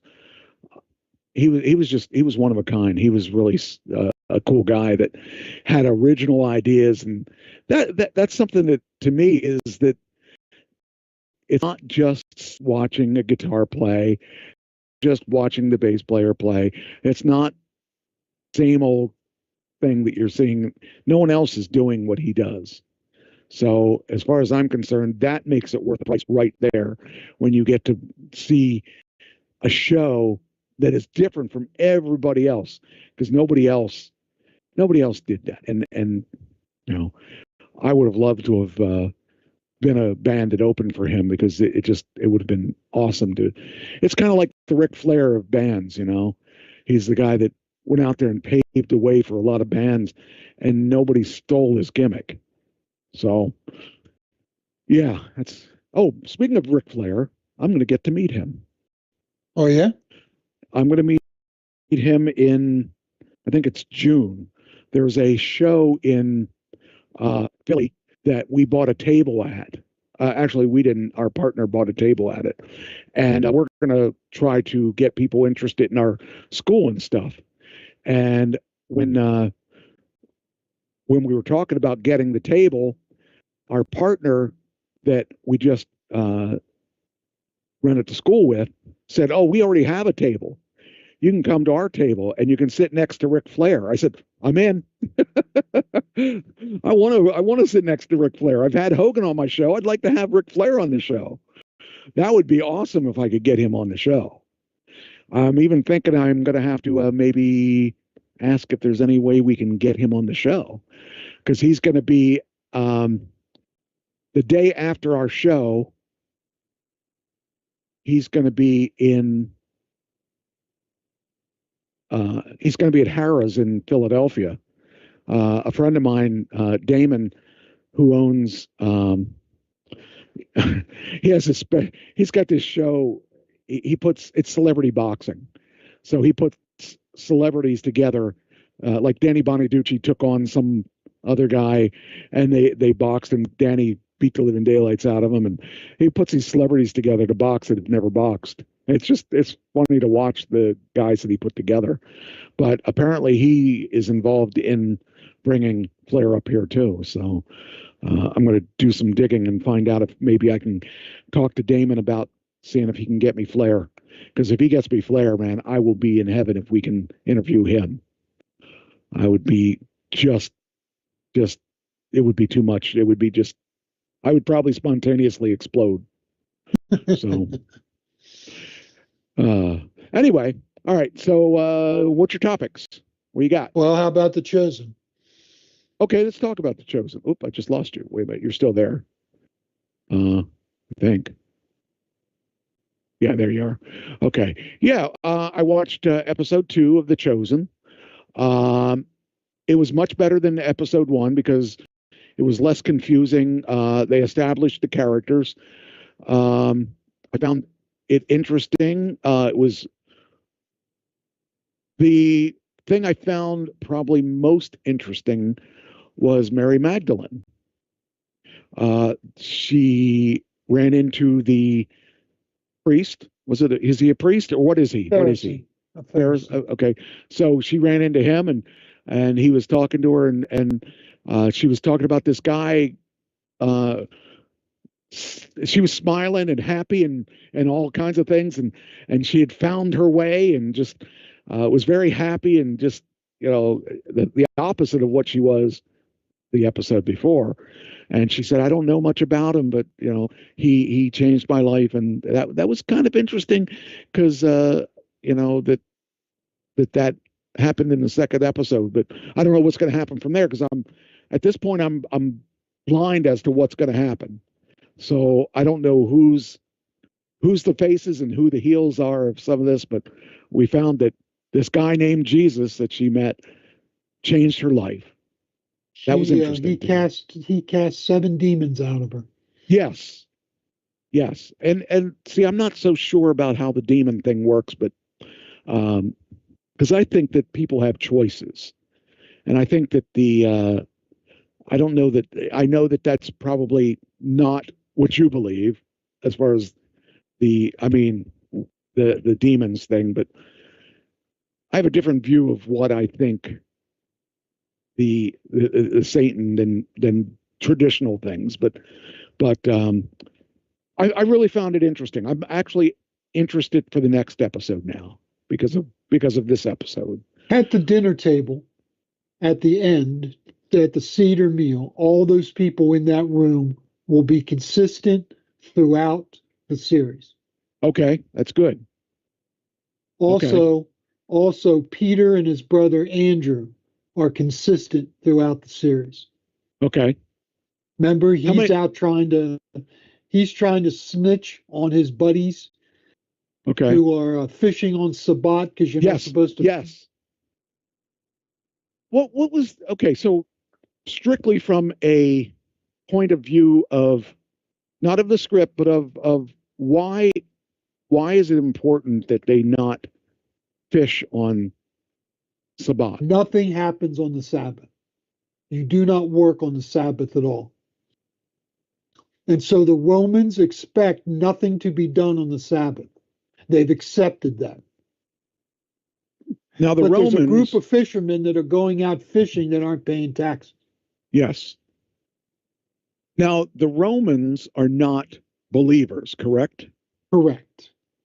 So they're like saying that's all BS, but they're the Romans have many gods. The Romans have many gods. The Jews have one God. Okay, so that's where one of the conflicts is. Right. What else do I want to know from? I mean, like I said, I was very happy with this episode because it was just the opposite of the last one. So I followed the story. Everything it all made sense.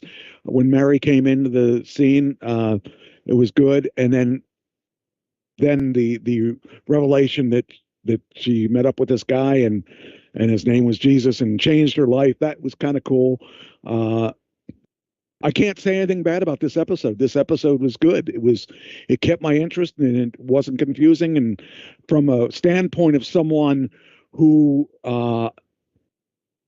is not as versed on things as others, I felt that it did the job of keeping my interest. So now I want to know what's going to happen next episode. So what do you think about Matthew?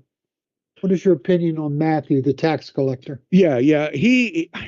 I still have a problem with him as the tax collector. He was. This was a real person, right? Yes. And was he really that young? We don't know. Oh, okay. We don't know if he was autistic or not. And he may have been that weak, and he probably did. I mean, as far as the that's the one thing that I guess I probably question the most is that how would someone like him get that job being as Because weak as he nobody is? else wanted it. Nobody else okay. wanted it. All right. Well, yeah, I wouldn't want it either. You're a 'Cause traitor to your people. yes, a lot of Hated people, him. yeah, a lot of people did not like him. He reminded me of kids that I used to go to school with. So he reminded me of a weak kid that would, just nobody liked him. But yeah, I wasn't sure if that was a real character, if that was an invented character. So, um, it's interesting to me that they revealed the Jesus character, that the character, we're going to see him next episode, I think. How many episodes are there? Well, there's going to be 7 seasons. We're on season 5 now. There's 8 episodes per season. Okay. All right. Well, I think that I'm in for a little more because, like I said, this last episode kept my interest. It was definitely interesting the way that they. In fact, when they ended it for this episode, I was like, no, don't end it yet. I'm not really ready for it. I'm ready for more, but it was the right place to end it because they resolved things that they wanted to resolve. So that was good. But yeah, I was okay with this one, and I hope that it only gets better. So, and they're up to what season are you on? I just looked in the theater. I just watched in the theaters season 5. Oh, it's in the theaters. Okay. What they do is they bring it into the theaters. They give three different weeks. There's 3 different movies. They do 8 episodes over 3 movies. Okay. They do it in the theater to raise money. Okay. Because it's not funded, it's crowdsourced. Okay. Like I pay for it, you pay for it. If you go to the movie and see it, you're helping to pay for it. You can donate money to make the next season happen. Okay. They sell merchandise. They there's no advertisements. Okay. Well, they had a lot of advertisements on They do now because Amazon. it's on Prime, because it's on Amazon. Yeah, I would rather pay but a they fee have than sit through all they that. have a they have an app where you can watch it too on your phone or your tablet or your computer, and no advertisements are there. They just ask for donations. I would prefer to do that just because it in the middle of out of nowhere, bam, these, and then I put it on hold during that, and it made me watch more ads when I brought it back up, and I'm like, oh, come on, I just saw those ads. But yeah, I didn't like that, but it was good. It was it actually was interesting with how that all worked, and yeah, the change in her was that dramatic that it caught my eye, and I didn't. How did she know that priest or whatever? He came in to do an exorcism. Okay. Remember that guy running through in the first episode? The guy comes running out in the beginning, and he's all bloody and around the neck. Okay. He's bleeding profusely because she attacked him. Oh, okay. All right. And so the priest goes in to do an exorcism. And he gets run out. She attacks him. He gets run out. Nothing happens. So then this other priest sees this woman, Mary, different. And so they call this council together, and they want to tell Nicodemus that he's going to be put in for citation because this was a superhuman thing that occurred. Not the norm. And you do believe in demons, right? Yes. You do believe that you can be possessed. Some can be possessed, yes. Okay. Most of what we deal with, Michael, is choice. Yes. But you really believe that if, like, say Satan wanted me, he could possess my soul or whatever? God allowed him, yeah. Okay. See, that's the one thing I have a hard time with, because I think the free will thing plays stronger on my head than believing that someone could be. But I believe we can be influenced by others, but I don't know if I believe that I could be controlled or whatever. Most of the time, Michael, it is not control. It is influence. Yeah. And don't worry about the control, because in Western society, it happens so seldom. Yeah. It's not like the movies. Yeah. Yeah, for sure. So, but it was good. Most people are influenced by their own demons in their head. Yes, that I believe. Yeah, like I said, I was very very happy that it was the way they did it, and hope that it continues down that road where they make the right choices on their production. And I feel like I've learned some from it as well. So that is the other important thing, you know. The important thing is that learning. So I was happy with that. Good. I'm glad. What about your topics? Well, I want to talk about this guy from El Salvador. Okay, let's talk about him. This guy, he comes to America in 2016, and he is running from an El Salvadorian gang, evidently. Oh, okay. And he gets the right to stay here in moving towards asylum. Okay. He gets the right to work. Right. Yeah. Okay. So here we go to 2025. He's got a wife and he's got a 5-year-old kid, and he's working in an auto body shop, according to the records. Okay. He gets swept up in Trump's sweep of MS-13 in the Teguagua raid, of where he transports these 200 gang members to El Salvador to be put in a South Salvadorian prison. Okay. Okay. This prison, there's no visitation, there's no education, and there's no recreation.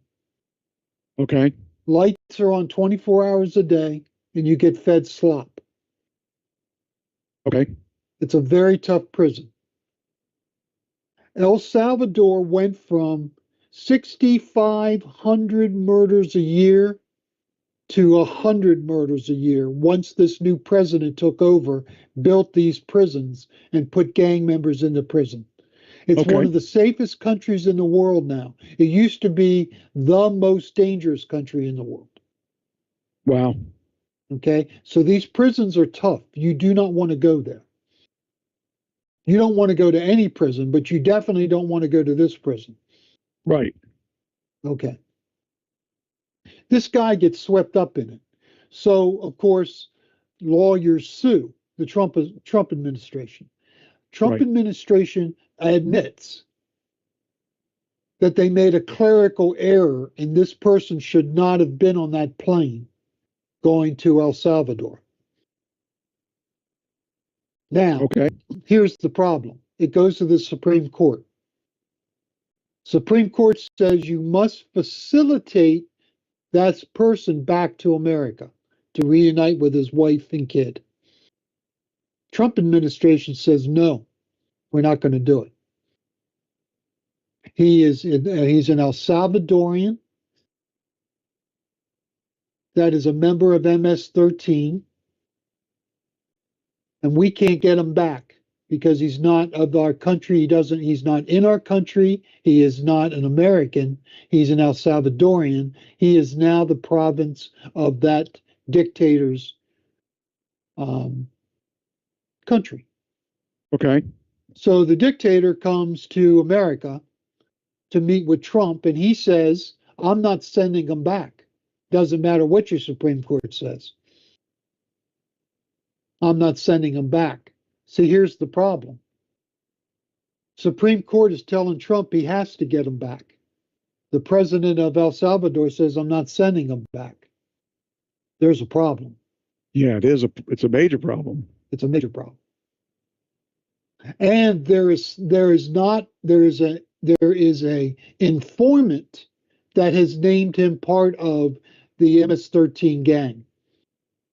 There is no proof other than the informant that he's MS-13. Hmm. So there are problems. Yes. And it's going to go back to the Supreme Court.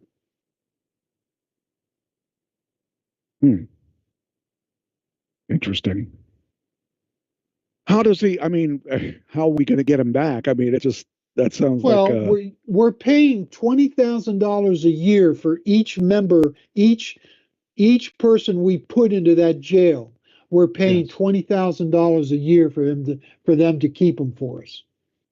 Now, Trump said the other day, he said, I want to send some Americans there. He wants to send some of the worst Americans. He wants to send to El Salvadorian jails. In fact, he actually told the president of El Salvador to build more prisons because I want to fill them with Americans. Wow. That's another problem. The Eighth Amendment says you can't have cruel and unusual punishment. Right. Some would say the Salvadorian prisons are cruel and unusual punishment. I mean, I have to think that the United States shouldn't be involved in a cruel place. I mean, I don't know. What do you think? I mean, you don't think that would be something we should do anyway, right? I don't think Americans should be going to another country to be housed. Well, that especially, yes. Yes. But even, and I think this guy, he had a legal right to stay in this country. Right. I think he needs to come back. Yes, I would agree with that because that was wrong anyway. Yes. Now, if he finds out, if a judge determines he is a member of MS-13 and needs to be deported, then he needs to be deported. But right now, he has legal standing in the United States to live here without deportation. So he should be brought back. And Trump can do it. All he has to do is say to the president of El Salvador, I'm sending a plane to pick him up. Put him on the plane. That's all he has to do. But right now, Trump's refusing to do it. Why? He's trying to make a point. Okay. And I agree with Trump a lot, and I don't agree with him a lot. This is one of the things I don't agree with him with. Yeah. I don't agree. He's going up against the Supreme Court of the United States. That's kind of like not cool. Yeah. He's defying the Supreme Court of the United States. He's defying them. Jeez. I mean, I really think that the right thing to do is what should be done, and that if he wasn't supposed to be deported in the first place, it's pretty cut and dry as to what the right thing is.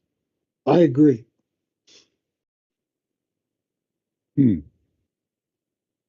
Wow. So we'll see. By next week, we may have another discussion next week about it. But yeah. Jeez. I will follow it. I mean, wow, that's that's just too much I mean, I wouldn't want to be that guy, and especially since he didn't technically do anything wrong. He was doing what he was supposed to do. Yeah. And he ran from El Salvador because of the MS-13 gang. Right. And so now why he's not just in give jail with MS-13 gang members. Yeah, that seems wrong. We're kind of signing over his death warrant. Right. Yeah, that's what I'm thinking. Jeez. Wow, that's a rough one there. That's crazy.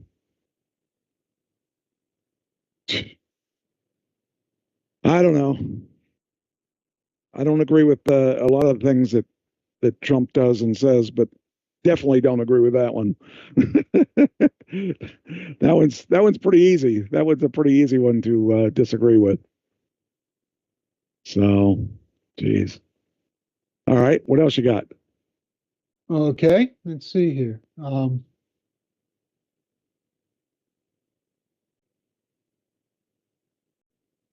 Do you know when the first credit card was invented? Geez, I want to say what? Go ahead. Go ahead. No, I was just going to say, I remember as a kid that they told us that we were going to not be using cash when we get older and everything was going to be in a card. And I was like, what? What's that? Why? And I didn't believe that because back in the 70s, there weren't credit cards really. I mean, I think they were starting somewhere around then. But I was like, there's no way that we're not going to have cash. But really, they were right. I would say it was in the 70s that was first talked about. I mean, it was probably talked about before that. Late 1950s. Okay, that's close enough. Yeah, I mean, it's really funny to think about it because if you think about it now, kids that were brought up, in the millennial or whatever, to them that's like, why would you have cash? So yeah, it's kind of a weird thing to think about that when you and I were kids, we were told this was going to happen. And I was told we would have cards and we would carry them around and you would give your card to somebody and they would swipe it. And I was like, what, how do you, that's not going to happen. The first credit card was cardboard. Wow. That's crazy. It was a guy named Frank McNamara forgot his wallet. And he said to himself, there's got to be a way to buy a meal without paying cash for it. Yeah. Right? Without running up a tab. And he didn't want to run up a tab in every place he went to eat. He wanted to have a card that would tell him how much he owed each month. So guess what the first credit card was in the world? Diners Club. Oh, okay. Yeah, that makes sense. Was the Diners Club card. Yeah. Okay. Well, I remember that club, that Diners Club card. That's funny. In the first year, from the first year of implementation, he had 330 participating businesses and 42,000 cardholders within a year. And that was February 8th, 1950. It made its debut. Wow. Huh. And look at us now. I don't carry cash. No, I try to carry cash, but I try to pay for things in cash too. That's funny. And I wanted to tip somebody the other day and couldn't tip them. Guy gave me, I went to Valvoline and he gave me free oil, a top off of oil, and I wanted to tip him. Yeah. I wanted to give him $5-10 for that. Yeah. I had no cash. I had to say, I'll try to remember to come back and tip you. Yeah. What else can I say? I don't carry cash. But many of us don't, and we don't need to for the most part. But yeah, I mean, I try to pay people in cash, especially if I tip. I like to tip in cash, because a lot of people they can't really tell, for taxes and stuff, they can't really tell what you got tipped unless you pay it with a credit card. And I'd rather Trump's supposed to end that anyhow. Well, I hope that is the case. I hope he does. No tax on tips. Yeah, I believe that they. I think they really tax too many things anyway. but I think there's people that abuse the system, so probably going to be that way for the rest of our lives. What else you got? Okay. How many of these do you recognize as actual products? Vaseline. I remember Did you know that. that's an actual product I and not a brand, not a brand name? thought An it was a actual brand name and not a. How about styrofoam? Styrofoam is a brand name, right? It's an actual brand name of a Yeah. polyurethane product, foam Yes. product. Yes. But it's also, you say styrofoam for any product Yes. that's like it. How about Yes. dumpster? Did you know a guy by the name of what's his name? Bob Dumpster. Bob Dumpster. Yeah, I don't know what his first name is, but his last I don't name's know. Dumpster. It's Dumpster's Dumpster. Is Oh, started man. a business. It's funny. Popsicle. That would be a It's brand. actually a trademark brand name. Yeah. Yeah, Frisbee. that's definitely a brand. That's a brand. Yeah. Velcro. That's a brand. Because that's why brand. they use hook and whatever they call it. Hook and latch and hook, I think it is Yes. How about jacuzzi? a brand. Is a brand. It's an actual brand. Hey, that's a good game to play. That would be a good game. What? Name the brand? No, name, is it a brand or is it a Product. Product? Because that would be actually a pretty cool game. Let's see what else here. Novocaine. It used to be that whenever you went to the dentist and got Yeah. a shot, it was Novocaine, but there were many products.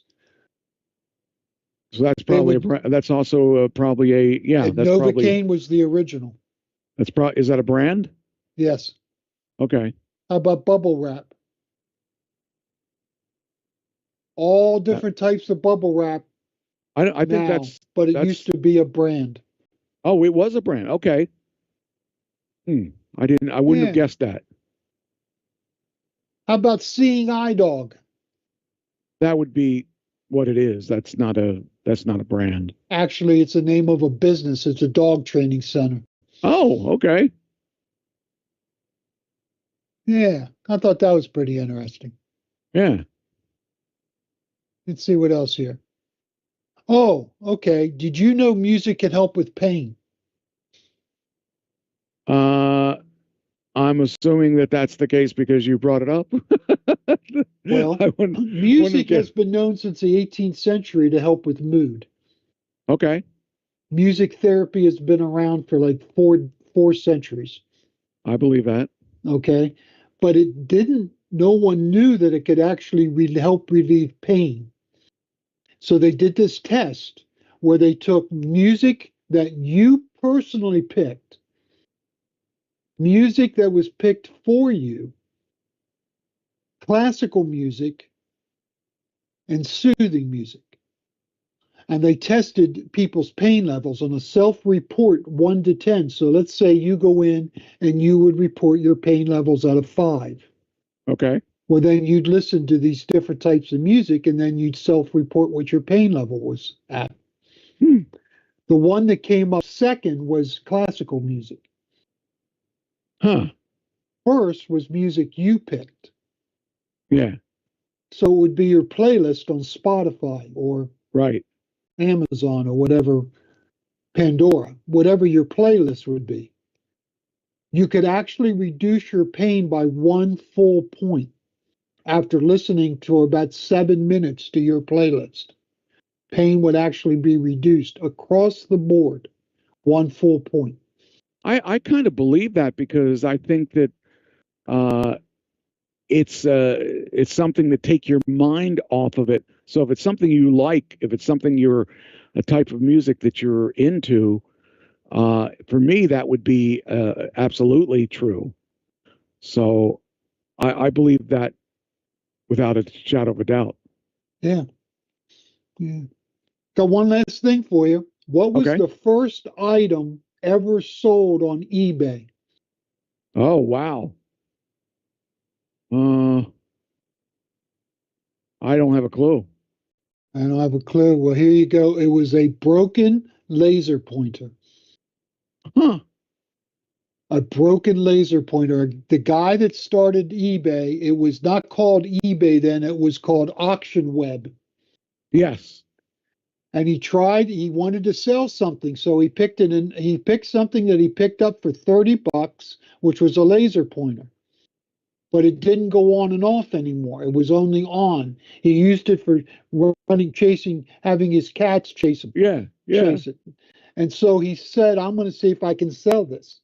He ended up, the bidding started, he ended up selling it for $14.83. And he made a point to say, this is broken on. It is on all the time. That's funny. He sold it for $14.83, and the rest is history. So the first return was also that laser. Get him out of the way. Get him out of the way. Yeah. That's funny. That's good. Oh, that's a good one. That's pretty good. All right. Well, I got lots of stuff yet. Okay, let's go. Woman arrested for selling something on Facebook Marketplace. What do you think she sold? Herself. No, but probably just as bad. She sold human remains. Oh. And she I can't imagine. How do you, it could be just ashes. You don't know. I mean, it could be she was a cigar smoker and she said they were human ashes, but it was human ashes that she sold. And I'm trying to get the article up here. See if I can bring that up here because I thought I had it. Here we go. Florida woman arrested for allegedly purchasing and offering to sell genuine human remains on Marketplace. I can't imagine. See, I could do that, Mike. In my basement right now, I have 3 sets of ashes that are not my family. What are you doing with them? We have a friend who cannot deal with it. Oh. And she has asked us to hold on to the ashes until she can get mentally to the place to deal with it. So well, maybe I just have an idea. If she doesn't soon get to the place to deal with it, I'm going to sell them on Marketplace. Well, they'll never know because it's fertilizer. I could tell you. Well, I could tell you that it's when Pam died, she wanted to be cremated. And so when they cremated her, they gave me her ashes. And I thought, okay, I'll just distribute them to all the places we went to. So I took her to the shore, which you're not allowed to do. And I took them on a boat ride, which you're not allowed to do. I took them down to Florida and distribute it there. I took them to, I think I took them to Ohio. I took them to everywhere we were. I took them. I took them to Vegas, and I distributed some out there and everywhere that we went. And I still have a ton of ashes. So even after all that stuff, I still have a ton of them. And so you get all these ashes. You don't realize how many ashes you really have. And so it's kind of, you can't get rid of them all. So I have a Cobb story to tell you. Okay. So, I'm in ministry, right? Pastor, and I do a lot of funerals. And so this one funeral I did, cremated, woman was cremated. It was mom. And no, it was grandma. And grandma wanted to be distributed on top of her husband's grave. Okay. All right. She didn't have the money to dig the grave up to put the ashes on top of the casket. Okay. So she just wanted to be distributed on top. So they got a Dixie cup. Okay. And they started digging into the ashes and throwing the ashes out over the grave. That's okay. Wow. That's okay. You know that all the bones are not dissolved in the No, heat. they are not. They are not. Family members started digging around in the ground looking for bone pieces to Oh, take home as geez. souvenirs. That's weird. The funeral director and I got in the car and drove away as fast as we could. We didn't want Yeah, anything to do with that. I understand that. Jeez. I don't know. When I die, I don't. People are different, Mike. People are different. Well, it's like, when I die, I can't imagine. I don't know. It's like people say, well, how do you want your funeral? Well, I don't know. I think I'll be dead. I don't think I really care. You know, with Pam, she requested that she be cremated. And I guess, well, my mom requested to be buried, but we didn't have a funeral for her because all of her friends were dead. So it would be just me and my sister hanging out there. And I didn't really think that was a good, that because the amount of money we had to pay for her to be buried was a lot higher than it should have been, considering we didn't have a funeral for her. But it was like $8,000 or something like that, and that was for a plot and to put her in the ground and all that stuff. But she wanted to be buried next to my dad, so that we did that for her. But I just, I don't know. Once you leave your vessel, I mean, I don't really think that there's. I don't know. I don't know. What do you do? I mean, being a man of the cloth, what do you think of cremation? I mean, aren't we supposed to leave our bodies intact? No, We aren't? Okay. Well, then doesn't that's matter. God can reconstitute it no matter if it's in the sea, eaten by fish, eaten by worms, eaten by buzzards. It doesn't be eaten by fire. It doesn't matter. Yeah. It matters not. Yeah. Well, I mean, I don't know. I kind of, I don't even want to think about that kind of stuff because I don't want to think about death. So, but when someone asks, well, what do you want done with you? I don't know. I'm dead. I don't think that I care. At that Well, point, my family knows exactly what I want done. what do you want done? Cremated and spread over a state park, a beautiful spot somewhere. I have it picked out here in Ohio. If we move, then I'll have it picked out somewhere.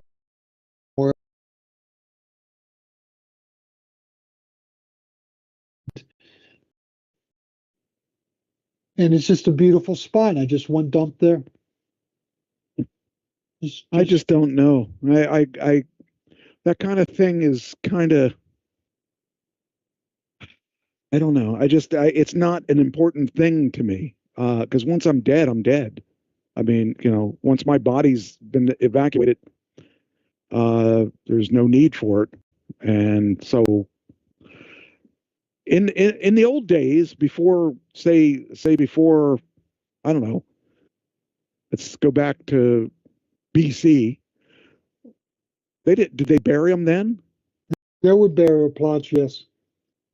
And like Jesus didn't get buried, he was put in a cave, right? He was put in a tomb. Yeah. Yeah. So King David, not David, Jacob had his bones carried with him from Egypt to the promised land. What they do is they let the body decompose and then collect the bones and put them in boxes. Okay. And then they could transport them wherever they went so they could keep their loved one with them. Okay. That was, that was BC. I don't know. It's weird because as long as we've been on this planet, we just never really, I don't know. There's some people that are a little crazy about this stuff, but I just don't see the purpose of keeping someone's remains behind. Well, I just want to alleviate my family with having to worry about Yes. what I would want. Yes. That I would see as a good thing because, I mean, to some people, to many people, it's more important than to me, I guess. But I think I think that it's something I don't really want to have to deal with, but you know, eventually, I guess we all have to deal with it. I mean, I won't have to deal with mine because I won't be here, but I don't know. I just think it's when I look at whenever I look at those ashes of hers, it just it brings up a lot of emotions I really don't want to deal with. Well, a lot of people don't want ashes in the house, like my Yeah. dogs. I've had all my dogs cremated, right? I Yeah. don't have any of their ashes. I don't have any of my ashes of any of my dogs either.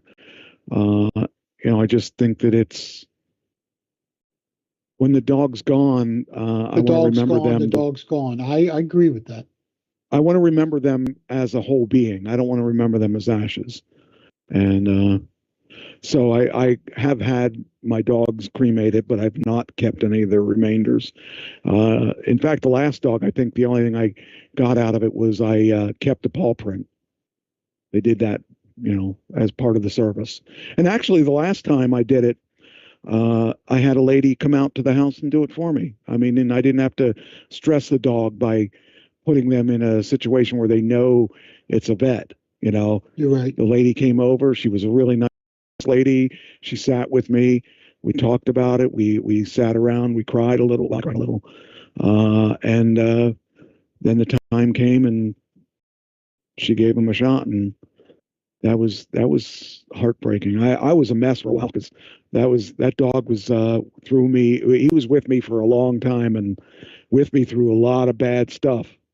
So losing him was a big deal to me, but it also was a transition into whatever my life was going to be. And I didn't realize I always get three things happen in a row. I always lose an animal.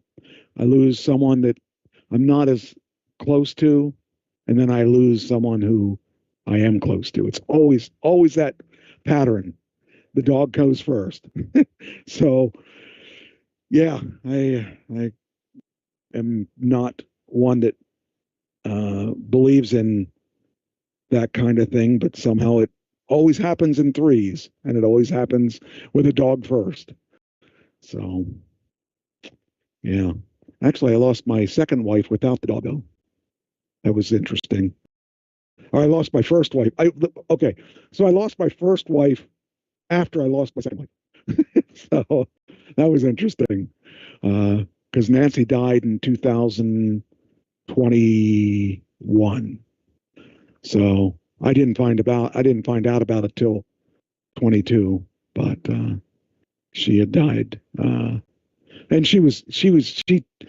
we were still friends, and she was living in Virginia, and I was going to go see her, and then COVID stopped me from going down to see her, and I kind of lost track of her because of all the things that were going on here, and then when I finally checked up on her, she had died right around Christmas, and yeah, it was sad.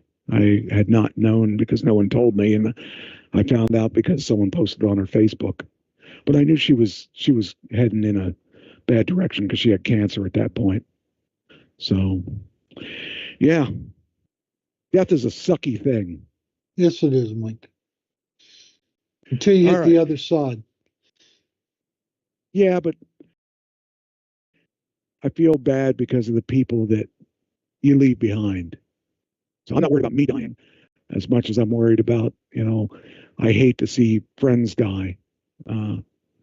So anyway, I'm going to give let's have a funny one, an interesting one. Let's not talk about death anymore. So there's, I don't even know how to present this one. Toko, the human collie. Speaking of dogs, there's some people that are really weird, who lives in a $16,000 dog suit, may be forced to lose may be forced to close his human zoo. Now you say, well, what? Like you say, what are you talking about? This is a guy who has a dog suit that he lives in. And he looks like a dog. Here he is. This is him. That's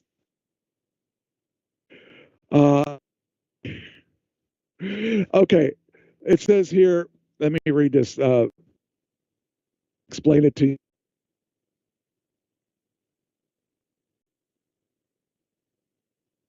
I've lost you, Mike. Well, here he is. Check 1 2 1 2. Check. You're you back. There?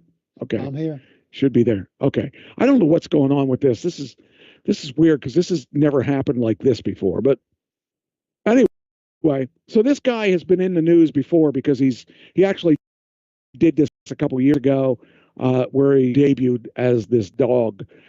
Taco, the human collie, not Taco, Toko, says may have to shutter his Bizarre People Zoo just months after opening it because it received no bookings. Nobody decided they wanted to see these humans dressed as animals.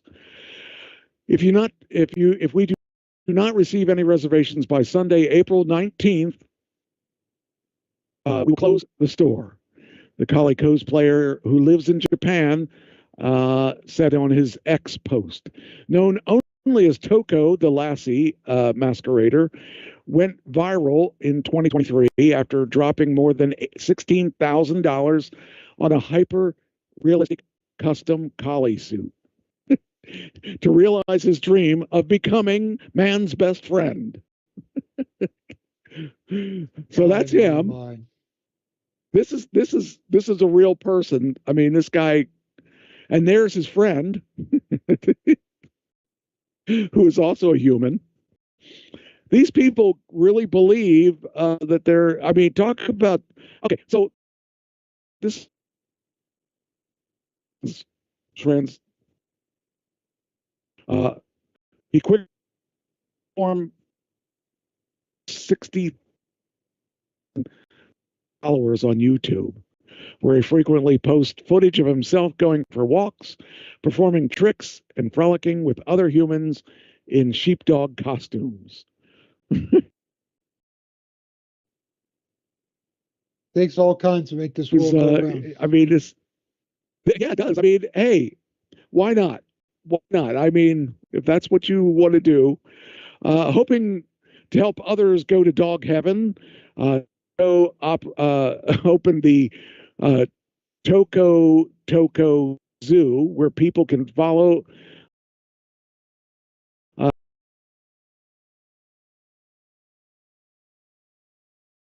Malamute costume with jaws that open and shut. Build a place where you can wish to become an animal comes true. The Toko Zoo opened in just north of Tokyo, and the role-playing Paradise was initially a hit, taking booking for months in advance due to its popularity, but it appears the novelty has since worn off. Toko explained on X that the human zoo will close in June, so interested parties should make bookings in April and May. He added that spots are still open for May 4th, but there are if no reservations come in by this weekend, he'll have to scrap the event. If you are thinking about trying it out, please make a reservation. Plead it, Toko, in the post. And translated from Japanese by Google, whose imitation doggy daycare also has no April 27th. So you could be that Sunday. I just can't even imagine like booking it's to be a dog. I mean, that's a little bit further than I would take it, I think. But I thought you'd appreciate it because you're a dog lover. Or would you be a dog fake lover or a fake dog lover? I try to deal in reality, Mike. Okay. All right. Well, fine. This isn't for you then. Oh man, the world is really Yeah, it's a lot weirder than than we were ever told. We were never taught this in school. Speaking of which, so what is your thoughts on doing shorthand in text? Do you ever like? I don't. Do you do things like emojis and shortcuts in Word? Rarely. I usually write out what I want to say. Me too. Me too. That's why I don't always understand. I don't always understand the shortcuts. It agitates me because how lazy are you if you can't put 4 letters instead of 3? These people that anyway. So this article here was why thanks isn't as gracious as it seems. Hidden meanings behind the text message revealed. So here, I hate people that do that. You could spell. You don't have to spell THX. That's not thanks. That's writing in code. But researchers have found that the shortcuts considered quick and efficient to some can rather than simplify them. To me, it's like this: if you're having a conversation with me, write the words out. Do not skip to these little things like these little shortcuts. I mean, because if I'm worth talking to me, just spell out. Just I just hate that. I don't use emojis. I know. I don't use emojis either. To me, it's a sign of ignorance. Laziness. It's like you may not know how to spell it, so you write the shortcut. Learn to spell the word. See, to me, if you can't spell the word, find another word. You should just, or use your phone to spell it for you. And we've got AI today. There's no reason that we can't say the words. So it says these days, text conversations can look like we're writing in code, but research has found that shortcuts considered quick and efficient to some can weaken relationships rather than simplify them. They wanted to explore whether the shortened words undermine genuine dialogue, which I think they do. I think that they just, people just don't want to, if we're too busy to send a text, that's a problem. Texts are not, see, Pam used to write these books in text, and she would never have paragraphs. It would be one long text that would be, freaking pages long, and that would annoy me even worse because I told her, I'm not going to read them if you're going to write them that long. Write them in paragraphs and have spaces between the paragraph so I know where your thoughts change. And so too long or too short are not good. I think if you're going to talk to me like you would talk to me if I was in person. If you have something to say it, but type it out and don't make me get to say, because maybe I'm just too old to understand, but I think that when you take these short, that's a problem too. So in lab tests, it says researchers presented 1,170 participants aged 15 to 60. Someone trying to get into, hold on. No, I thought somebody was trying to get on this. I was going to say I didn't give the address out to anyone else. So, but anyway, so the researcher said that 15 to 80 with one or two nearly identical text messages. So 1,170 participants with one or two nearly identical text messages sprinkled and the other completely spelled out. The participants found the sender with abbreviated text to be less sincere and less worthy of a reply in every single scenario. That's exactly how I feel. Same here. If I'm worth talking to, if you want to talk to me in words. I want to know what words you're thinking. I don't want to have to guess what you're trying to say to me. So that was my other thing that I found interesting because that was one of my pet peeves. Do you ever notice if you write a long text message and you ask 3 questions, usually only one of them is responded to? Yeah, usually it's the last one. Yes. Because people don't read them. That's why I said to Pam, I don't give me a page at a time. Give me a paragraph, and don't make it a long paragraph. Make it a short paragraph, like you're talking to me. If you're going to talk to me for 3 minutes, then you can have a long paragraph, but I'm not going to read it. And I told him, I said to people, not just her, but other people, if you want to write to me a text, let's not make it a long text. Let's make it a conversational text, back and forth. If you're not going to give me a conversation, I'm not interested. So that's just the way I feel about it. Passengers will no longer need this travel essential to fly, as industry plans to make a major shakeup. Do you know what that is? What we're talking about? No, I don't. Well, with the real, they're eliminating the. Yes. Well, I don't know if that's what this is about or not, but I'm assuming it's about Real ID, because they're going to eliminate the need to Actually, that's not a shakeup. The biggest shakeup in 50 years, and part of a major overhaul means no more boarding passes or checking in for flights. The International Civil Aviation Organization, United Nations body that oversees many aspects of existing rules for airports and airlines, and instead of creating,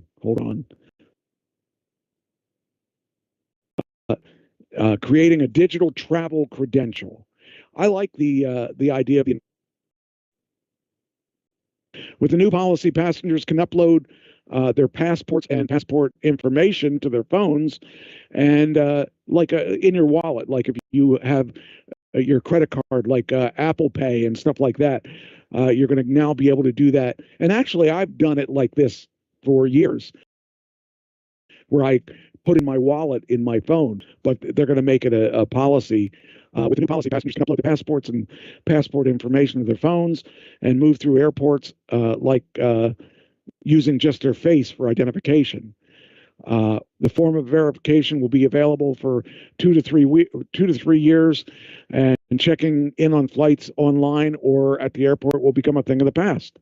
These changes are the biggest in 50 years. Actually, I got signed up for the thing where you can skip the line and you can go around to the shorter line, because Patty has that. I did. Yes. Yeah, I did that, and I haven't used it yet because I haven't traveled since I had that. But I'm going to be doing a travel to LA at the end, probably around August, I think it is. So I'll get I can't do since that. I paid for it for 8 years or whatever. I can't do Why that. not? On my birth certificate, my name is F. Jack Douglas Richwine. That's what on my birth certificate. F stands for my mother's maiden name. Oh. Some of my I've said girlfriends F. used to call me F Jack when they were mad at me. Yeah, I was just going to say, I said F you a couple times, so, but I didn't know you had an F. I thought it was a J. Yeah, it was a J. Jack Douglas Richwine is my legal name. Really? Yes. I didn't know that. Yes. Well, you have too many names. Get rid of your name. Get rid of one. Social Security has me as Jack Douglas Richwine, so I can't get a license with the star on it. Oh, wow. Even if you showed that. I have to take my passport with me, which eliminates me from the fast track. So Patty will go through the line. She'll get in and on the plane, and I'll still be in the line, meandering around with 5,000 other people. Jeez. I'm telling you. You troublemaker. Troublemaker. That was my once a troublemaker. Once a troublemaker, always a troublemaker. All right. Well, that's it's nice to know that's going to save some of us a bit of time. A mysterious tower spotted at Area 51 could be alien technology. A conspiracy theorist claimed. We've talked a little bit about extraterrestrials. Sure. But here this guy says it says here that, let me see if I can make this a little bigger. There we go. I can barely see. These are going out on me, man. Conspiracy. This is a mysterious triangle. Now did it again. Stop it. Stop moving that ad up with it. Darn it. I don't want to add. A mysterious triangular tower has been discovered at a secretive Area 51, and social media users are insisting that structure is alien technology. Curious minds found that they could see the tower in the Nevada desert, described as standing between 150 and 190 feet tall. Well, who cares what the coordinates are? But anyway, they're saying that this is they believe it's alien technology that's causing that's therefore located about 80 miles northwest of Las Vegas. The structure is highly classified at the highly classified United States Air Force Base that has reportedly been in place for 2 decades and has, of course, sparked conspiracy theories. And the Air Force has been long associated with reports of unidentified, and the discovery has people suggesting there is alien life at the site. They've been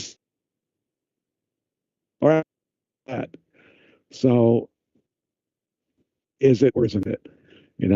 Do you think that there's things at Area 51? I think there's things at Area 51. I'm not necessarily sure it's alien. I just think that it's probably advanced weaponry. Okay. I could see that.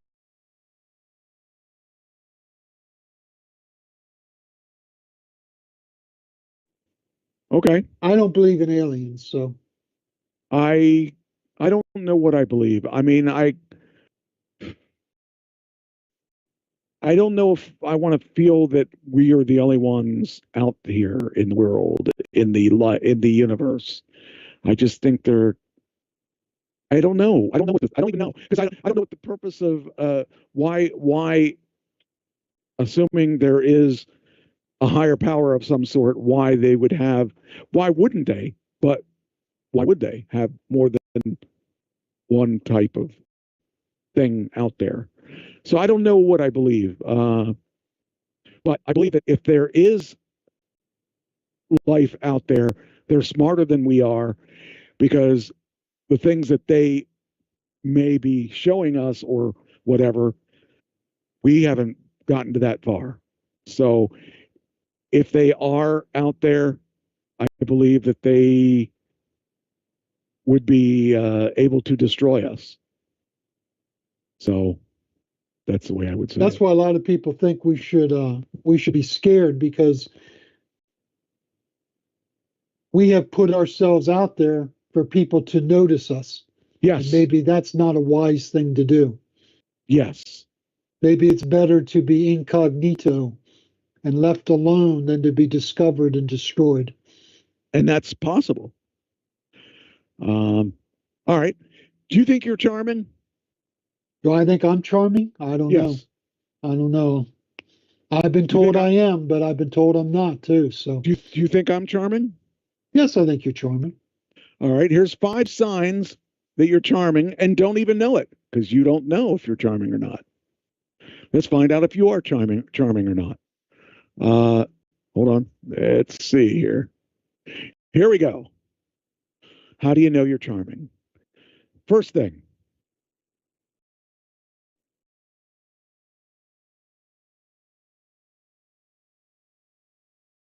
Kind woman who happened to be very, very beautiful. She could turn heads of a granite statue. Some days she came home and said, "Good news, I got free tickets to the football game." I'd ask how, and she'd explain that there was a very nice man who gave them to her. This was common. She'd get free upgrades and samples at restaurants. Police always gave her warnings instead of tickets. It just seemed that the sky just seemed to open up and things just fell right into her lap.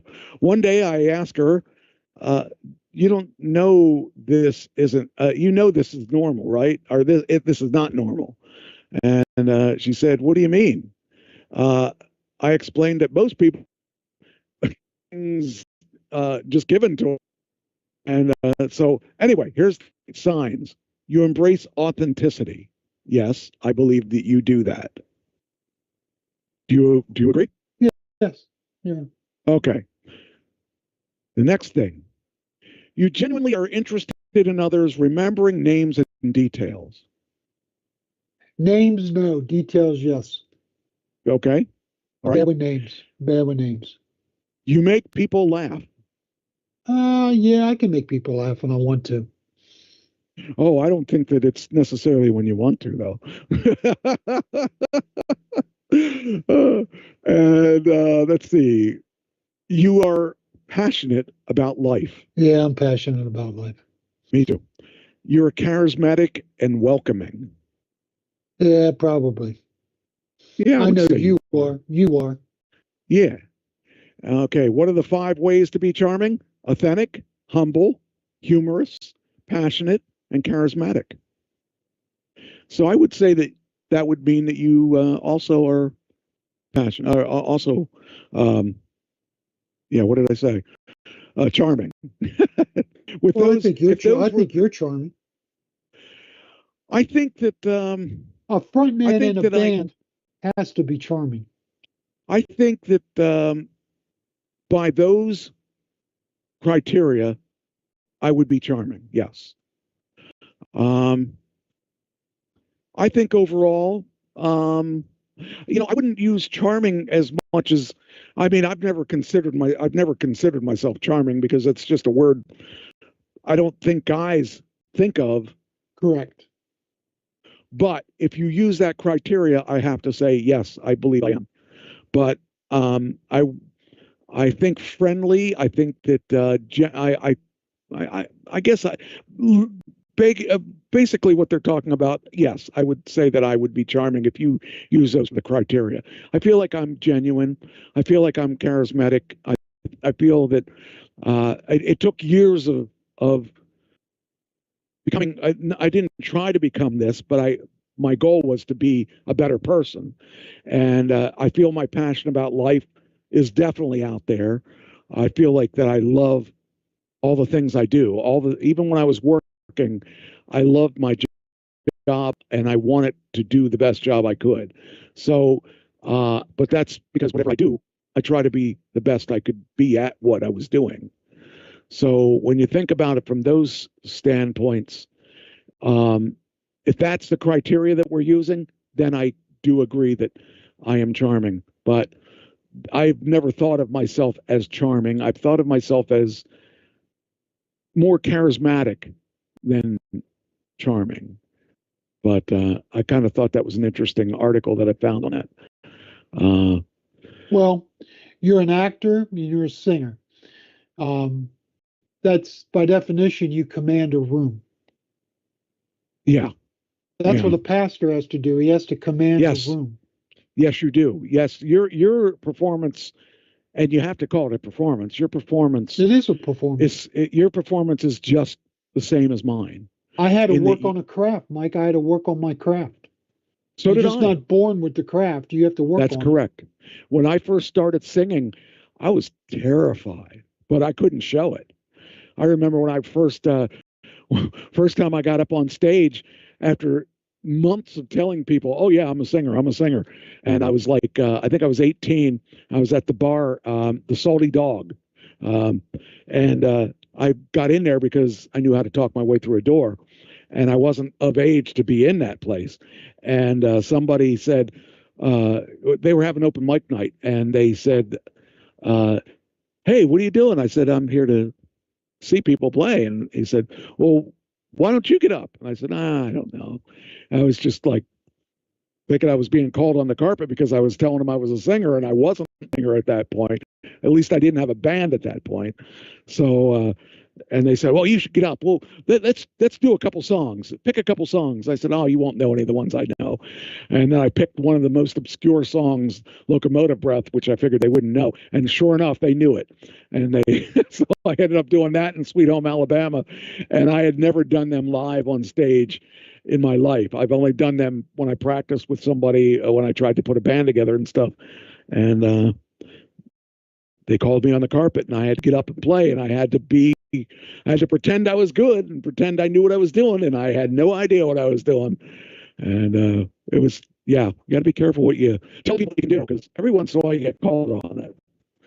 But I don't regret it, because it just made a better person out of me. And every time I was told I can't do something, I just keep doing it, because I keep saying to people, you can't tell me I can't do it.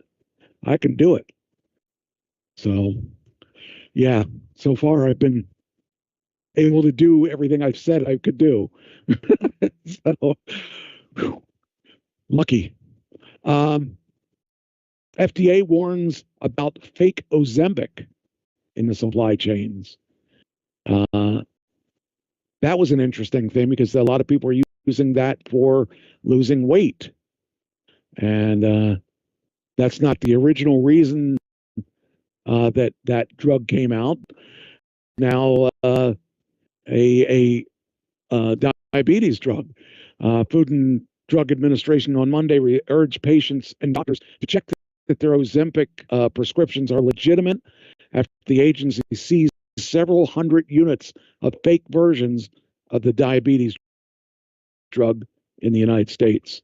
Novo Nordisk, the maker of Ozempic, and the weight drug Wegovy, I guess it is, told the FDA that April 3rd that a counterfeit 1 milligram injections were being distributed outside its authorized supply chain in the United States.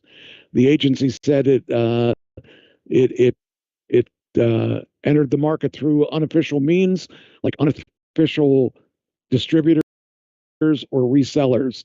The FDA says it seized counterfeit products labeled with a lot number PAR 0362 and the serial number starting with the first 8 digits 6517 on April 9th. So if you're taking Ozempic and it matches with that, double check because it might not be real. So that's an important thing. It's weird that they would. I mean, it's so weird that some company would come up with a fake Ozempic. I don't know. Takes all kinds to make the world go round.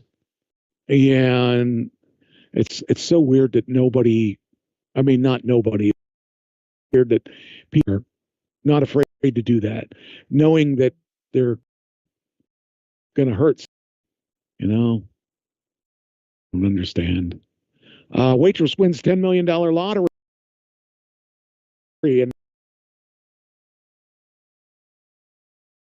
that something good would happen. I wish I could win a $10 million lottery, but I don't really need it. Here we go.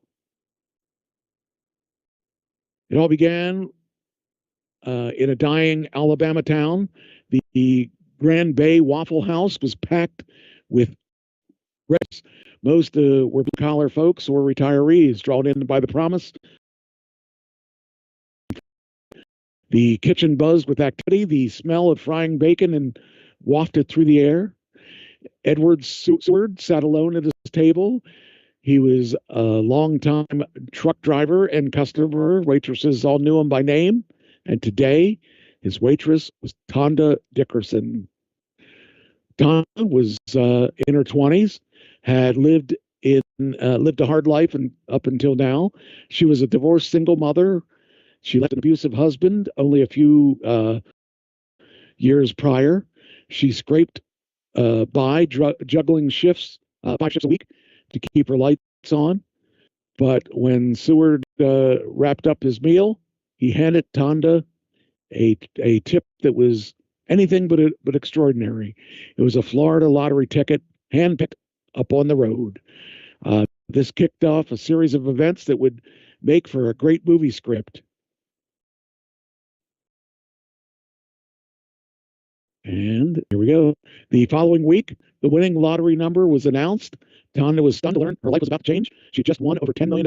Unlike most lottery winners, she chose the 30 annual payments of $375,000 rather than a lump sum of $4 million because she was still young enough to enjoy the payments.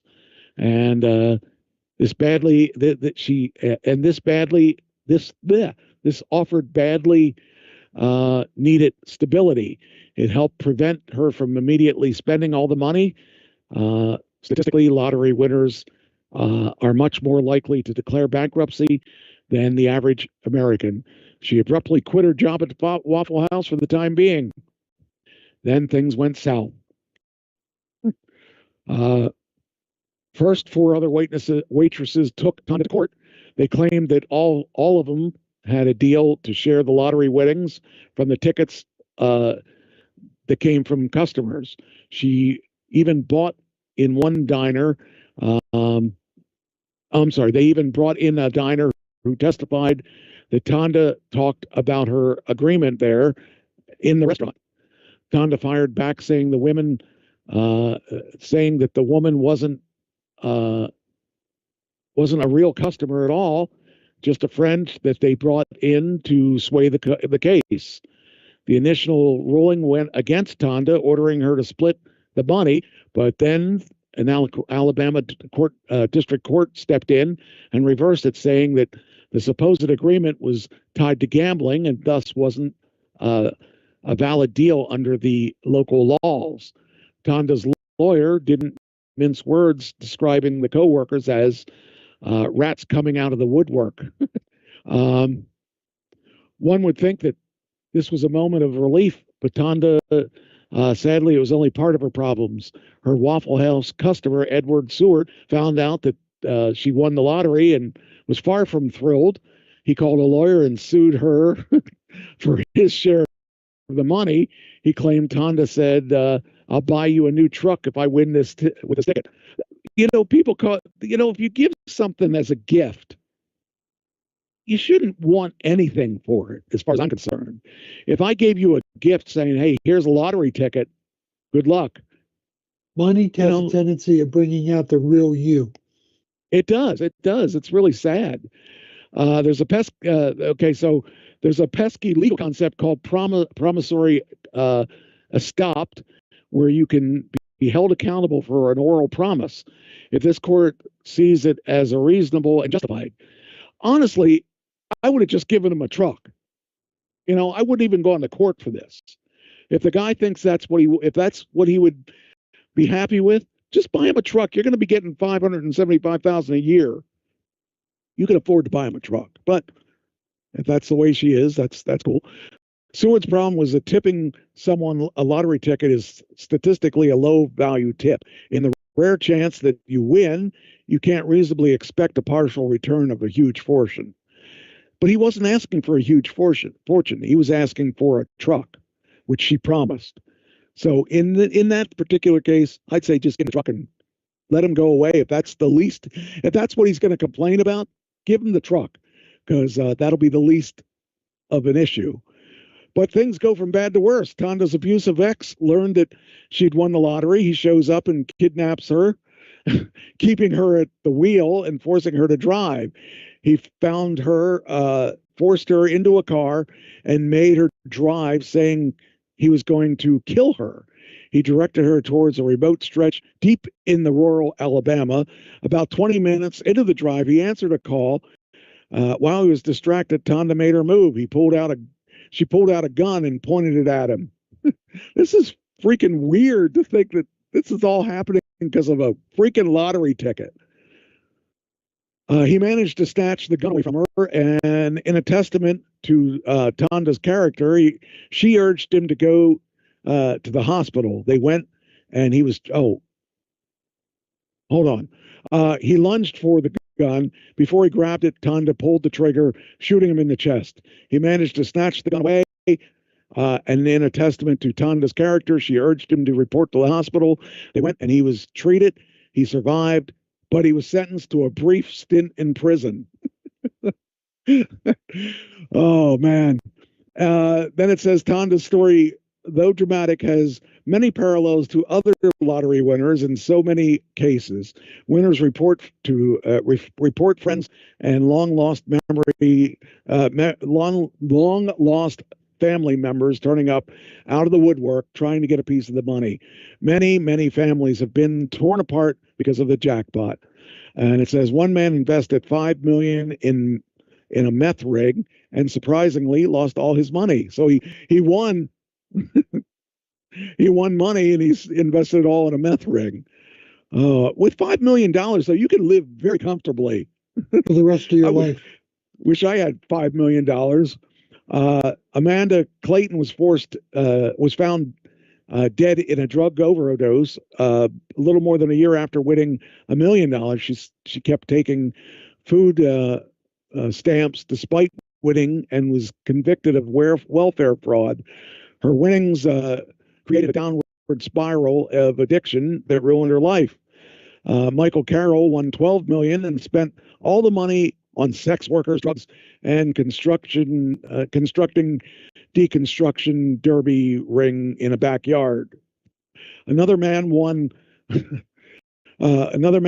Post, had a similar experience to Tonda after winning $16.2 million in the Pennsylvania lottery in 1988. His ex-girlfriend sued him for part of the winnings. If that wasn't enough, his brother was convicted of attempting to hire a hitman to kill him. He eventually died broke and estranged from much of his family. So, yeah, what a weird set of circumstances on the whole thing. People they get too greedy. Greed. That's what we saw in these breaking of the band. Egos and money. Yeah. Ego and money. Yeah, that's the way it is, unfortunately, that people they want more than their fair share. They used to teach us that in sales class. They always got to give them more than their fair share. So anyway, well, that's pretty much it. I mean, it's not it. I've got enough stuff to talk forever, but I figured this is a good time to quit. So that was a good show. Good show, Mike. I think we had some good topics. And gonna go buy some lottery tickets. So yeah, it was good. All right. I guess we're done. And I will see you next week. Yeah, let's see here. Where is the look out. Come on. How do I do that? I don't know how to get to that on there. Oh, okay, I could do that down there. Okay. Now we do this. Go to here. I got this program working again, the one that was supposed to hold our soundtracks. Got it working again after a couple months of it not working. So, okay, we go to here and we go to there. All right.